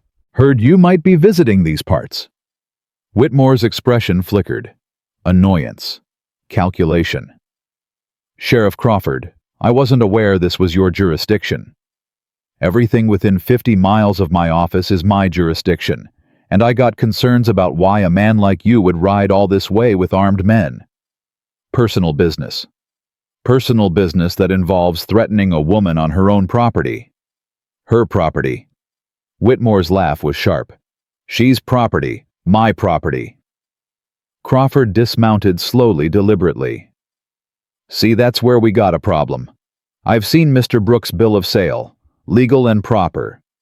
Whatever claim you think you have, it doesn't supersede a legitimate purchase. The purchase wasn't legitimate.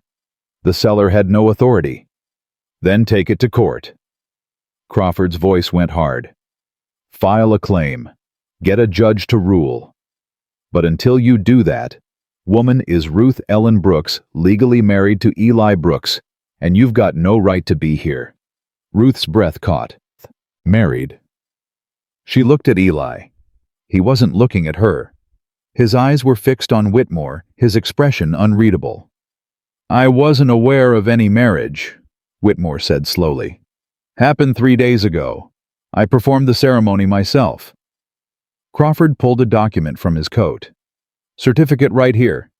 Signed, witnessed, legal. Ruth's mind was racing. 3 days ago. When Eli had ridden to town alone, when she'd thought he was just sending messages and buying supplies, he'd married her. Without asking. Without telling her. She should be furious. Should feel manipulated, controlled, owned all over again. But all she felt was something warm blooming in her chest. Something that felt like protection, like love. Whitmore's mask was cracking now, rage bleeding through. This is a trick. No trick, just the law. Crawford's voice was steady. Now I'm going to have to ask you and your men to leave. This is private property and you're not welcome here. I have rights. You have the right to file a legal claim in a court of law. That's all you have. Crawford's hand moved to rest on his gun. Don't make me ask twice. The moment stretched. Ruth could see Whitmore calculating, weighing his options. 6 men against 4 lawmen and a rancher. The odds were close enough to fight. But Whitmore hadn't survived this long by being stupid. This isn't over, he said finally. I reckon it is. Crawford nodded toward the road. Safe travels, Colonel. Whitmore mounted his horse, his movements stiff with contained fury. He looked at Ruth one last time, and she saw it in his eyes. This wasn't over, not by a long shot. I'll be seeing you again, Ruth Ellen. I'll be waiting. The riders turned and headed back the way they'd come. Ruth watched until they disappeared over the ridge, her rifle still held ready. Only then did she turn to Eli. Married. He finally met her eyes. I can explain. You'd better. Crawford cleared his throat. I'll give you two some privacy. Deputies and I'll keep watch, make sure Whitmore doesn't circle back. He moved away, and Ruth and Eli were left facing each other in the cold morning light. Ruth. You married me without asking. I married you to protect you. Crawford said a marriage certificate would complicate Whitmore's claim, make it harder for him to take you back. So it was strategy. It was... Eli stopped, took a breath. It was the right thing to do, the smart thing to do. But you didn't ask me. No, I didn't. Ruth felt the anger building. All her life men had made decisions about her, bought her, sold her, used her, controlled her. And now this man she'd started to trust, had done the same thing. I thought you were different. I am different. You made a decision about my life without consulting me. That's what they did. That's what they all did. Ruth. Eli's voice cracked. I'm sorry. I was trying to protect you. I don't need you to protect me. I need you to respect me. The words hung in the air between them. Ruth could see the pain in Eli's face, the regret. Part of her wanted to comfort him. Part of her wanted to scream. You're right, Eli said finally. I should have asked. I should have told you what I was planning and let you decide. That's what I've been saying all along, and then I went and did exactly what I said I wouldn't do. Yes, you did. I can get it annulled, if that's what you want. Crawford can file the papers, and in a few weeks it'll be like it never happened. Ruth looked at him. This man who had bought her freedom and taught her to shoot and held her daughters while she slept. This man who had faced down Whitmore without flinching and had been willing to die to protect her. This man who had just admitted he was wrong. Is that what you want? She asked quietly. An annulment. Eli was silent for a long moment. Then he said no. Then why offer? Because it's your choice. It should have been your choice from the beginning. Ruth thought about everything that had happened since that night at the auction. The fear, the hope, the slow, painful process of learning to trust again. What if I don't want an annulment either? Eli's expression shifted. Hope flickered in his gray eyes. Then we stay married. That's simple. Nothing about this is simple. He took a step closer. Ruth, I know I did this wrong. I know I took something that should have been yours to give. But if you'll let me, I'd like to spend the rest of my life trying to make it right. Ruth felt tears burning. This impossible man, this stubborn, kind, deeply flawed man who kept choosing her even when she didn't choose herself. I need time, she said, to think about this, to figure out how I feel. Take all the time you need. And no more decisions without me. No more decisions without you. Ruth nodded slowly. Then we'll see. It wasn't forgiveness. It wasn't acceptance. But it was a start. The next few days passed in tense waiting. Crawford left 2 deputies stationed near the ranch just in case. Ruth spent her time caring for the babies, writing more testimony, and trying to sort through the tangle of emotions in her chest. She was angry at Eli. That hadn't changed. But underneath the anger was something else. Something that felt like understanding. He'd made a mistake. A big one. But he'd made it trying to protect her.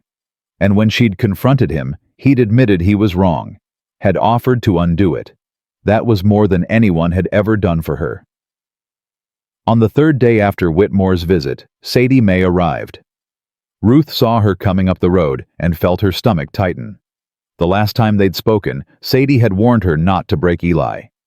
Now Ruth had discovered that Eli had married her in secret, and she wasn't sure what kind of reception she'd get. But Sadie surprised her. "Heard what happened," she said, dismounting and tying her horse to the post. "Heard my brother-in-law did something stupid." "He told you." "Sent word yesterday. Asked me to come." Sadie's sharp eyes studied Ruth's face. "He wanted me to talk to you." "About what?" "About him. About why he did what he did." Ruth crossed her arms. "He already explained." "He explained the logic, the strategy, the smart move." Sadie stepped closer. "Did he explain the fear?" "What fear?" "The fear of losing someone again." Sadie's voice softened. "When Lydia died, something in Eli broke. Not just grief. Something deeper.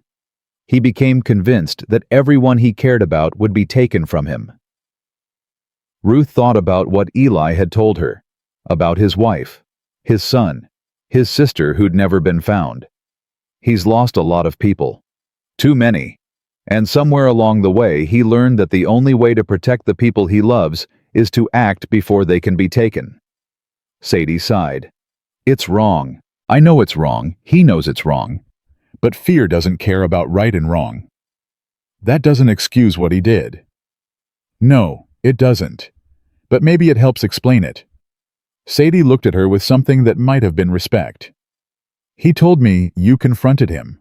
Told him exactly why what he did was wrong. Someone had to. Not someone. You." Sadie's expression changed. "Ruth, in 5 years of widowhood, I've never seen Eli admit he was wrong about anything. Not once. The fact that he did to you means something." Ruth didn't know what to say. "He loves you," Sadie continued. "I don't think he even knows it yet, but I can see it. The way he talks about you. The way he watches you when you're not looking. We barely know each other. That's what I thought about him and Lydia. They met in April and were married by June." Sadie smiled a real smile. "Some things don't need time. They just need courage." That night, Ruth couldn't sleep again. She lay in bed listening to Mercy and Grace breathe, thinking about everything Sadie had said. Eli loved her. Sadie was sure of it. And Ruth. What did Ruth feel she'd spent 10 years learning not to feel? Learning that emotions were weapons others used against you. Learning that caring about someone only gave them power to hurt you. But Eli had never used her feelings against her. He'd been patient when she was scared, kind when she was harsh, steady when she was falling apart. He'd made a mistake, a big one. But he'd also saved her life. Given her freedom. Taught her to fight. He'd given her back herself. "Ruth." Eli's voice came from the darkness. "You awake?" "Yeah." "Can we talk?" Ruth sat up slowly. "Yeah." Eli moved to sit at the foot of the bed, keeping his distance, even now respecting her space. "I've been thinking," he said, "about what you said, about respect. And you were right, about everything." His voice was rough. "I've spent 5 years alone making decisions by myself, for myself. I forgot what it means to share a life with someone. It means asking first. It means treating you like a partner, not like someone who needs protecting." He was quiet for a moment. "Ruth, I don't know how to do this. How to be with someone again. I'm going to make mistakes, probably a lot of them. I know. But I want to try, if you'll let me." He looked at her in the darkness. "I want to learn how to love you right." Love. There it was. The word neither of them had spoken out loud. "You love me. I think I started loving you the moment you looked at Whitmore and said, 'My name is Ruth Ellen Brooks.'" Eli's voice cracked. "You were so brave, so fierce, standing there with nothing but a rifle and your own 2 feet, and you weren't afraid. I was terrified. But you didn't let it stop you. That's what courage is. He reached out slowly, giving her time to pull away, and took her hand. Ruth, I know I don't deserve you. I know I've made mistakes that might take years to make up for. But if you'll give me the chance, I'll spend the rest of my life trying. Ruth felt tears sliding down her cheeks. This man. This impossible, stubborn, beautiful man. I don't know how to love anyone, she whispered. I don't know how to trust. I don't know how to do any of this. Neither do I. His thumb brushed across her knuckles. But I figure we can learn together. Together. That word again. The word that kept saving her. Okay, Ruth said. Together. Does that mean you're staying? I was always staying. I just needed you to understand why I was angry. Do you forgive me? Ruth considered the question. Forgiveness was complicated. It wasn't something you gave once and forgot about. It was something you chose over and over every day. I'm choosing to, she said. Every day I'll choose to forgive you. And every day you'll show me why that choice was right. Eli's hand tightened on hers. That sounds fair. It's the only way I know how to do this. Then that's how we'll do it. They sat there in the darkness, hands intertwined, and Ruth felt something she hadn't felt in years. Peace. Not safety. Safety was an illusion. But peace was something different. Peace was knowing that whatever came next, she wouldn't face it alone. Ruth? Yeah. I love you. She could barely get the words out. I love you too. It wasn't a fairy tale. It wasn't a perfect ending. It was two broken people choosing to be broken together. And that Ruth realized was better than any fairy tale could ever be. Morning came soft and gray. Ruth woke to the smell of coffee and the sound of Mercy babbling to herself in the cradle Eli had built. Grace was still sleeping, her tiny fist curled around a strand of blanket. Ruth lay there for a moment, letting the peace wash over her. Then Eli's voice cut through the quiet.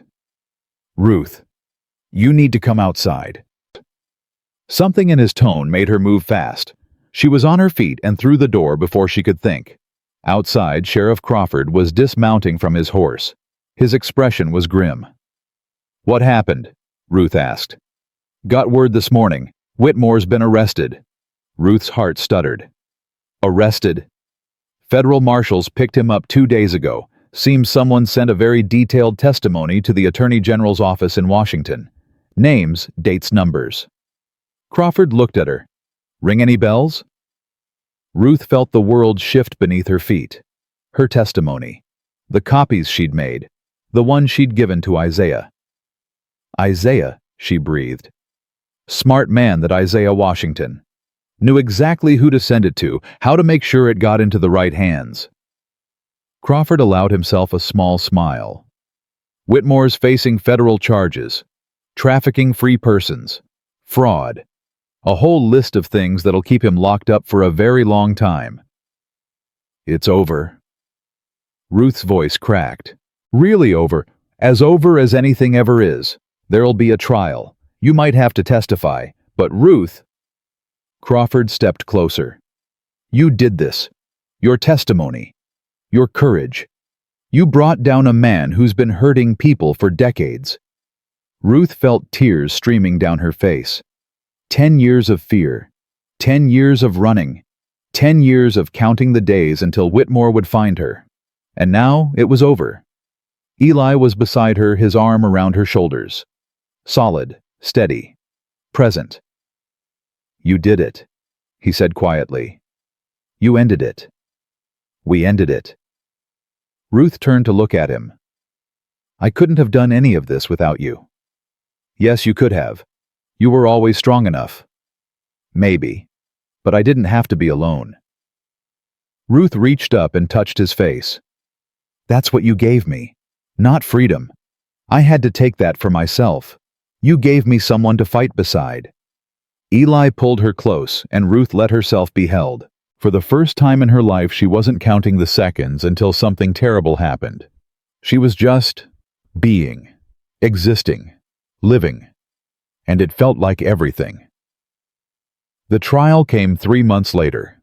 Ruth testified for 2 days, told the court everything she remembered, everything she'd seen, everything she'd survived. It was the hardest thing she'd ever done, harder than the auction, harder than giving birth in chains. But she did it. When it was over, when Whitmore was convicted on every count and sentenced to 25 years in federal prison, Ruth walked out of the courthouse and into the spring sunshine. Eli was waiting for her. So was Sadie. So was Isaiah. So was Morning Star, who had traveled 3 days to be there. Her family, not by blood, by choice. "How do you feel?" Eli asked. Ruth thought about the question. She felt exhausted, wrung out, empty. But underneath all of that, she felt something else. "Free," she said. "I feel free." And she meant it. The ride home took 4 days. Ruth spent most of it holding Mercy and Grace, who had grown so much in the months since their birth. They were sitting up now, laughing, reaching for things, becoming themselves. "What do you want to do now?" Eli asked on the second day. Now that it's really over, Ruth had been thinking about this. "I want to teach. Teach. Reading. Writing. The things my mother taught me." Ruth looked at him. "There are women out there like me. Women who were never allowed to learn. I want to help them." Eli was quiet for a moment. Then he smiled. "We could build a schoolhouse. On the property. Make it a place where anyone who wants to learn can come." "You'd do that?" "I'd do anything for you. Haven't you figured that out by now?" Ruth leaned against his shoulder, watching the landscape roll by. "I love you," she said. "I love you too." It wasn't the end of their story. Ruth knew that. There would be hard days ahead, days when the past crept back and the fear returned. Days when she'd wonder if she deserved this happiness. But there would also be good days. Days filled with laughter and learning and love. Days when she'd look at her daughters and see the future instead of the past. Days when she'd remember that she wasn't property anymore. She was Ruth Ellen Brooks, wife, mother, teacher, survivor. And no one would ever take that away from her again. The schoolhouse took 3 months to build. Ruth watched it rise from the ground, board by board, nail by nail. Eli worked on it every day, and when he couldn't work, Isaiah came. When Isaiah couldn't come, Morning Star's brother brought men from the reservation. When they couldn't come, Sadie organized women from town to help. A community building something together. Ruth had never seen anything like it. "You're staring again," Eli said, wiping sweat from his forehead despite the cool spring air. "I'm allowed. It's my schoolhouse. Our schoolhouse." Ruth smiled. She did that a lot now, smiling. It still felt strange sometimes, like a muscle she was relearning how to use. "Mama!" Mercy's voice cut through the air. The twins were 18 months old now, walking, talking, getting into everything they could reach. "What is it, baby girl?" "Grace ate dirt." Ruth sighed and went to rescue her daughter from her own curiosity. Grace was sitting in the garden patch, mud smeared across her face, looking extremely pleased with herself. "You can't eat dirt, sweetheart." "Tastes good," Grace said solemnly. Eli laughed, actually laughed, a sound Ruth still wasn't used to hearing from him. 5 years of silence, and now he laughed almost every day. "She's got your stubbornness," he said. "She's got your appetite." They looked at each other, and something passed between them. Something warm and real and terrifying in its simplicity. Love. Ruth was still learning what that word meant. The schoolhouse opened on a Tuesday in late May. Ruth had expected maybe 5 students, women from town who'd heard about her offer to teach reading for free. Maybe a few children whose families couldn't afford formal education. 23 people showed up. They came from everywhere.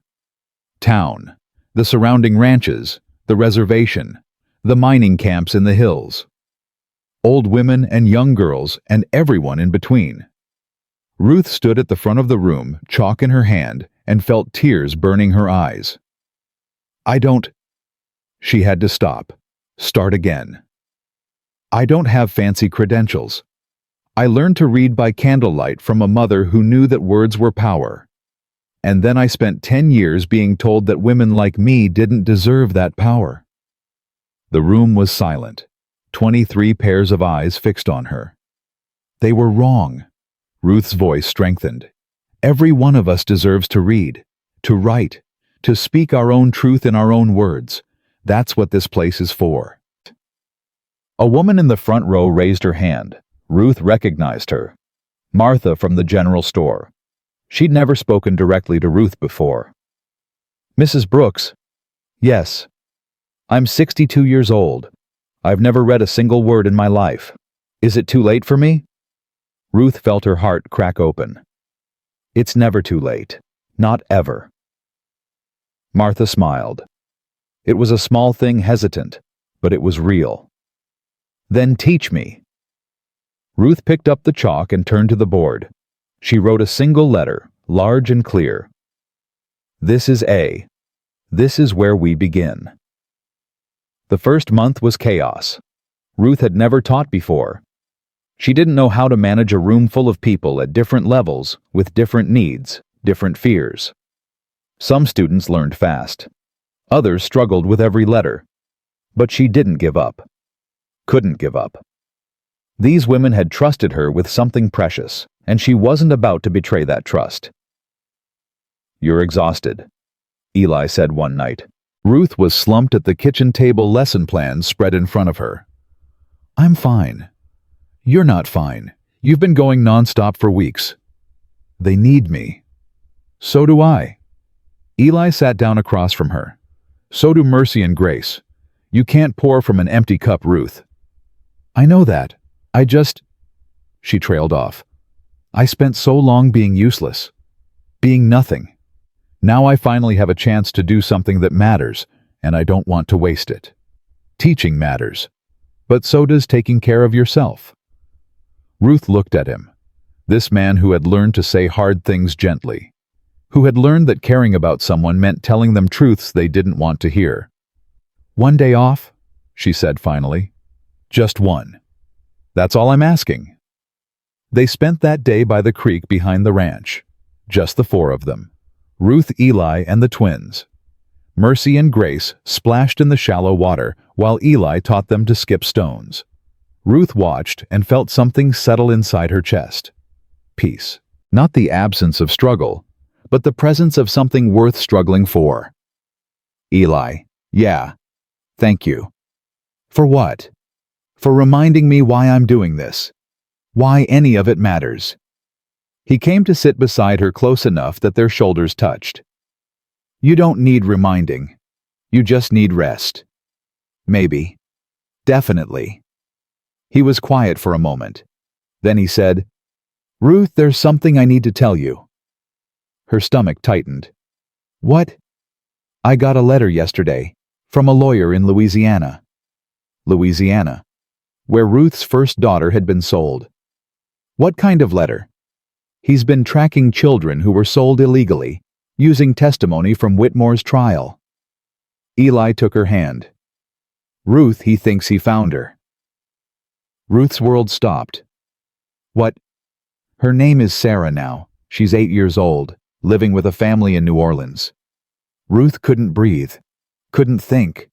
Her first baby, the one they'd taken from her when she was 3 days old, the one she'd mourned for 6 years, never knowing if she was alive or dead.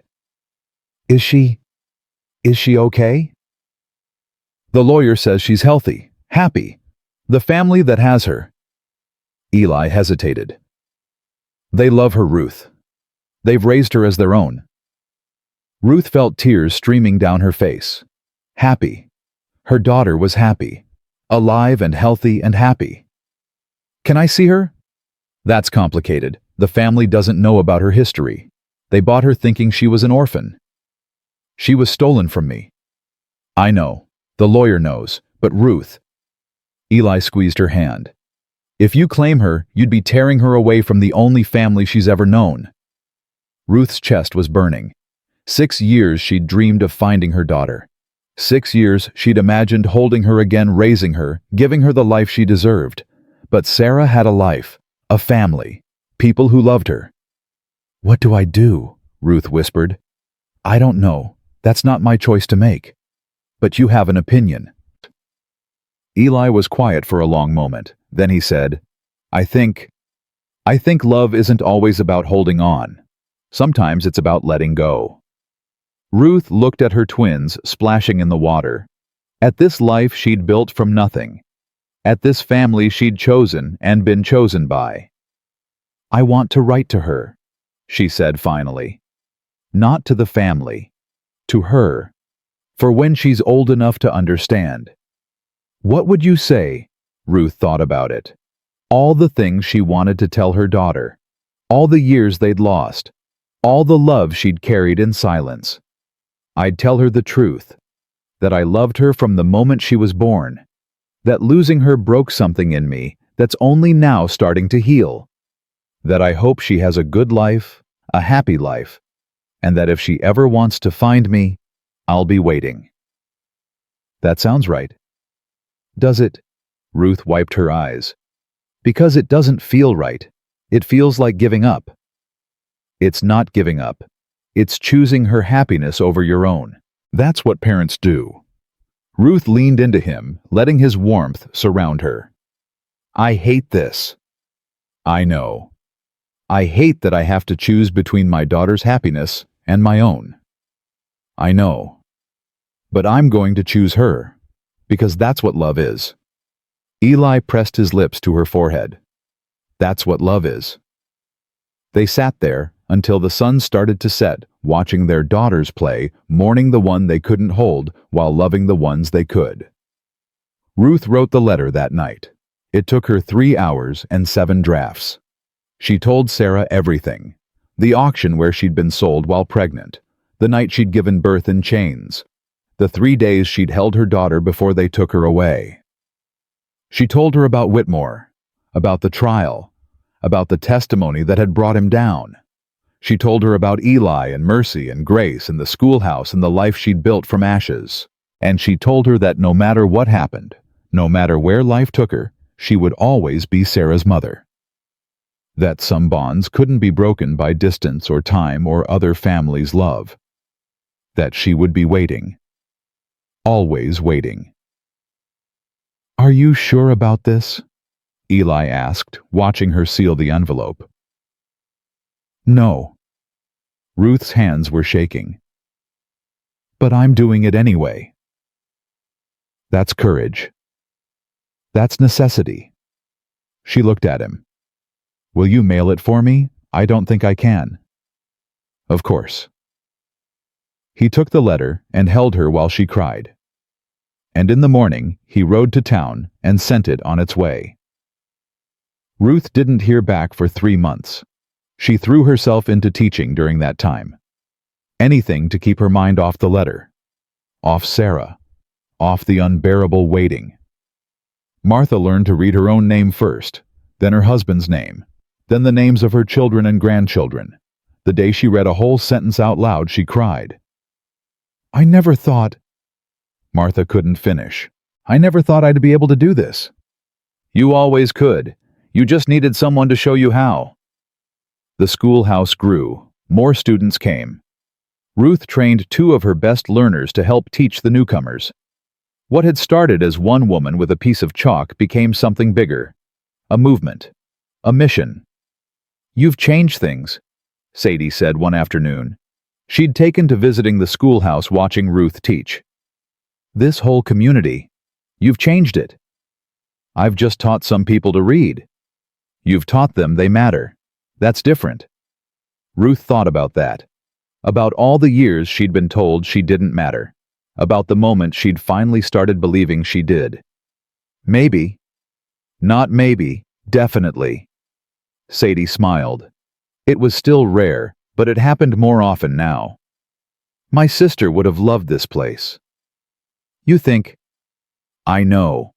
Lydia always said education was the great equalizer, the thing that could lift anyone up regardless of where they started. Sadie's eyes were bright. You're living her dream, Ruth. The dream she never got to finish. Ruth felt tears threatening. I didn't know her. No, but Eli did, and he loved her enough to build this place in her memory. Sadie looked at the schoolhouse. You and Lydia, you're connected now. Through him. Through this. Through the work you're doing. It was a strange thought, being connected to a dead woman.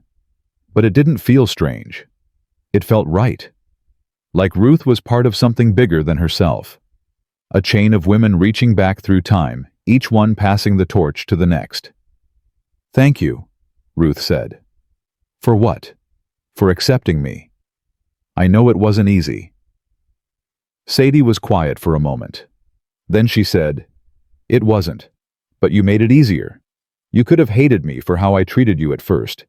Instead, you just kept being yourself, kept showing up, kept proving me wrong. I didn't have the energy to hate you. I was too busy surviving. That's what made the difference. You weren't trying to prove anything. You were just living. And living well is the best proof there is. The letter came in August. Ruth was teaching when Eli appeared in the doorway, an envelope in his hand. His face told her everything she needed to know. Class dismissed, Ruth said. Her voice was steady, but her hands were shaking.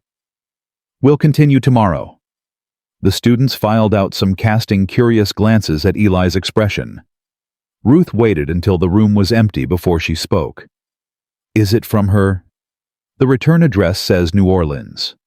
Ruth took the envelope. It felt impossibly heavy, impossibly light. Everything and nothing all at once. I can't open it. You can. What if she hates me?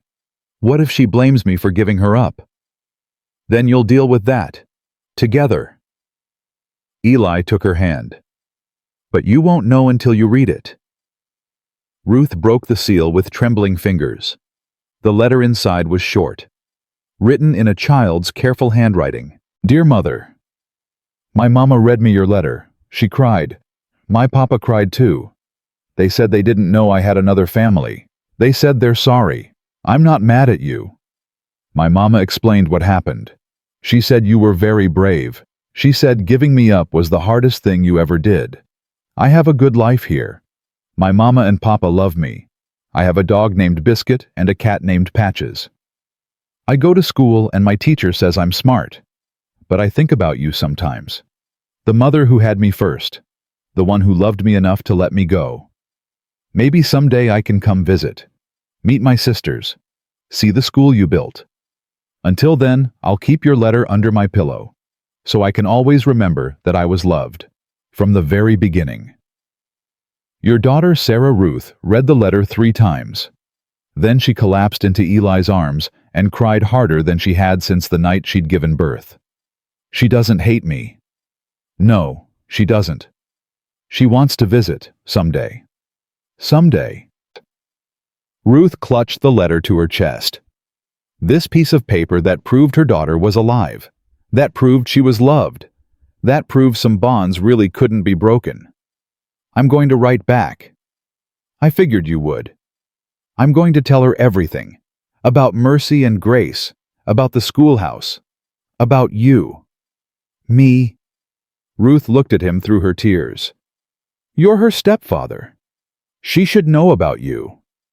Something shifted in Eli's expression. Something raw and vulnerable. I never thought about it that way. I know, but it's true. Ruth reached up and touched his face. You're part of this family, Eli. All of it. Even the parts that came before you. He kissed her then. Soft and sweet and full of everything they'd built together. I love you, he said. I love you too. The second wedding happened on the anniversary of the first. Not because Eli asked this time, because Ruth did. Marry me, she said one night. For real this time. With both of us choosing it. Eli stared at her. We're already married. Legally, technically, But that first time I didn't get to choose. Ruth took his hands. I want to choose you. Out loud. In front of everyone. Ruth, I know it's silly. I know it doesn't change anything legally. But it would change something for me. She met his eyes. I want to stand in front of our community and say yes. I want to promise myself to you, because I want to, not because I have to. Eli was quiet for so long that Ruth started to worry she'd made a mistake. Then he smiled. That rare full smile she lived for. When? The anniversary of the first wedding. We'll make it a real anniversary. That's in 3 weeks. Then we'd better start planning. The ceremony was simple. Held in the schoolhouse because it seemed right somehow. The place Ruth had built was the place where she'd commit to building something else. Sadie stood as Ruth's witness. Isaiah stood as Eli's. Morning Star blessed the union in her own language words. Ruth didn't understand, but felt in her bones. Mercy and Grace served as flower girls scattering petals with more enthusiasm than accuracy. The twins were 3 now, tall for their age, with their mother's dark hair and their own fierce spirits. Do you, Ruth Ellen Calloway, take this man to be your husband? Ruth looked at Eli. At this man who had bought her freedom and given her back herself. Who had made mistakes and admitted them. Who had loved her through the hardest parts of healing. I do.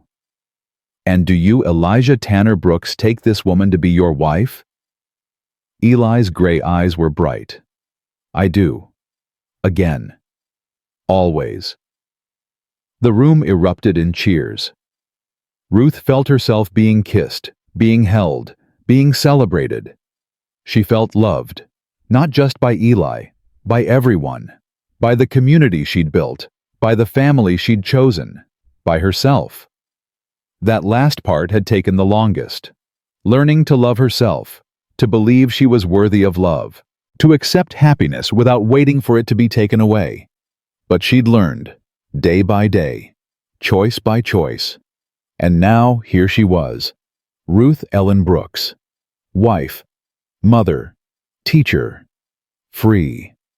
5 years passed like water through fingers. The schoolhouse expanded twice. Ruth trained a dozen teachers who went on to start their own schools across the territory. What had begun as one woman with a piece of chalk became a network, a movement, a revolution in miniature. Mercy and Grace grew into fierce, brilliant girls who read voraciously and asked questions Ruth couldn't always answer. They had their mother's determination and their father's patience. They had their own dreams. Sarah visited twice. Once when she was 12 again, when she was 15. Both times Ruth held her and cried and marveled at the young woman her daughter was becoming. You could stay, Ruth said during the second visit. If you wanted, there's room. Sarah smiled. She had Ruth's smile, Ruth realized. The same curve of lips, the same light in her eyes. I know, but my home is in New Orleans, with Mama and Papa and Biscuit the Third. Biscuit the Third. The first 2 didn't make it, old age. Ruth laughed. She did that a lot now. Laughing. It had become as natural as breathing. I'm glad you have a good life, Sarah. I'm glad you do too. Sarah looked around at the ranch, the schoolhouse, the life Ruth had built. You made something beautiful here, Mother. I had help. Everyone needs help. The trick is accepting it. Such wisdom from a 15-year-old. But then Sarah had always been wise, even as a baby, even in the 3 days Ruth had held her before they were torn apart. Will you come back again? Every year if you'll have me. I'll have you, always. They held each other, and Ruth felt something complete. Something that had been broken for years finally whole. Not perfect, never perfect, but whole. Eli got sick in the autumn of the 6th year. It started slowly. A cough that wouldn't go away. Weakness that crept in around the edges. Ruth pretended not to notice at first. Pretended everything was fine. But everything wasn't fine. You need to see a doctor, she said one morning. Eli was sitting by the fire, too tired to help with chores for the first time in their marriage. "I've seen doctors." "See another one." "Ruth." He met her eyes, and she saw it there. The truth he'd been hiding. "How long have you known?" 3 months. 3 months? Ruth's voice cracked. "You've known for 3 months and you didn't tell me." "I didn't want to worry you." "Worry me." She felt rage building. "Eli, we promised. No more secrets. No more decisions without each other." "I know. I'm sorry." Ruth sank down beside him, the anger draining as quickly as it had come. "How bad is it?" "Bad." His voice was quiet. "Doctor says maybe a year, maybe less." A year. 12 months. 365 days. Ruth had counted so many terrible things in her life. She couldn't count this. Couldn't bear to. "We'll fight it," she said. "Ruth. We'll fight it. Together. Like we fight everything." Eli took her hand. His grip was weaker than it used to be, but it was still there. Still present. "Some fights can't be won." "I don't believe that." "I know you don't. That's one of the things I love about you." He smiled, and it was the same smile she'd fallen in love with. "But this time, I need you to prepare. For mercy and grace. For the school. For yourself. I can't prepare to lose you." "You can. You've survived worse." Ruth shook her head, tears streaming down her face. "I survived because I had you. I survived because you showed me what living looked like. And now you know. You don't need me to show you anymore." Eli touched her face, wiping away tears with a thumb that trembled slightly. "You're the strongest person I've ever known, Ruth Ellen Brooks. You were strong before me. You'll be strong after." "I don't want after." "Neither do I. But we don't always get what we want." He pulled her close. "We get what we choose to make of what we're given." Ruth held him and cried. And somewhere in the crying, she made a choice. She would not waste the time they had left on grief. She would spend it on love. The last year of Eli's life was the fullest. They traveled to places he'd always wanted to see. Took Mercy and Grace to the ocean, watched their daughters' faces light up at the endless water. Visited Sarah in New Orleans, met her family, saw the life she'd built. They talked about everything, about things they'd never said, memories they'd never shared, dreams they'd never spoken aloud. Ruth wrote it all down, every story, every memory, every piece of Eli she wanted to save for their daughters, for the future, for herself. "You're journaling again," Eli said one night, watching her write by lamplight. "I'm preserving. Preserving what? You, everything you are, everything you've taught me." Ruth looked at him. "I want Mercy and Grace to know their father, really know him, even when you're not here to tell them yourself." Eli was quiet for a long moment. Then he said, "Read me something." "What?" "Something you've written. About me." Ruth flushed. "It's not finished." "Nothing ever is. Read it anyway." She turned back a few pages, found a passage she'd written the week before. "Eli Brooks is the kind of man who talks to horses because he knows they're listening. The kind who keeps doors unlocked because he believes in choosing. The kind who sees broken things and doesn't try to fix them, just sits with them until they remember how to fix themselves." She paused, throat tight. "Keep going," Eli said softly. "He taught me that love isn't possession, it's partnership. Not control, but collaboration. He taught me that I was worth saving even when I didn't believe it myself. And every day, in 1,000 small ways, he shows me what it means to be free." Silence stretched between them. "Is that really how you see me?" Eli asked. "That's who you are." "I'm not sure I deserve." "You do." Ruth set down the journal and moved to sit beside him. "You deserve every word, every memory, Every moment of love I can give you."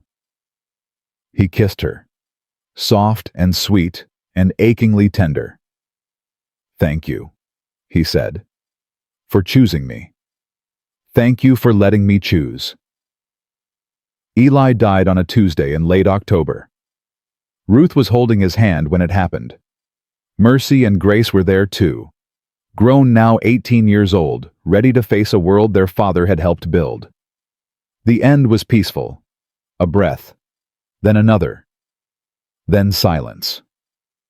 Ruth sat with him for a long time, after holding his hand, memorizing his face, saying goodbye to the man who had changed everything. She didn't count the minutes. For once, counting didn't matter. When she finally stood, her daughters were waiting. They held her while she cried, and she held them back, and they mourned together, the way family does. The funeral was held at the schoolhouse. Ruth had considered the ranch, the place where they'd built their life together. But the schoolhouse felt right. The place that represented everything they'd created, everything that would continue after he was gone. Half the town came.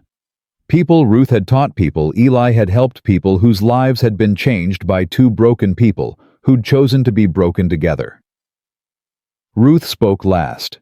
She stood at the front of the room, the same place where she'd taught so many people to read, and found the words. "Eli Brooks bought my freedom 6 years ago. He paid $200 for a woman with 2 babies in her belly and no hope in her heart." Ruth's voice was steady.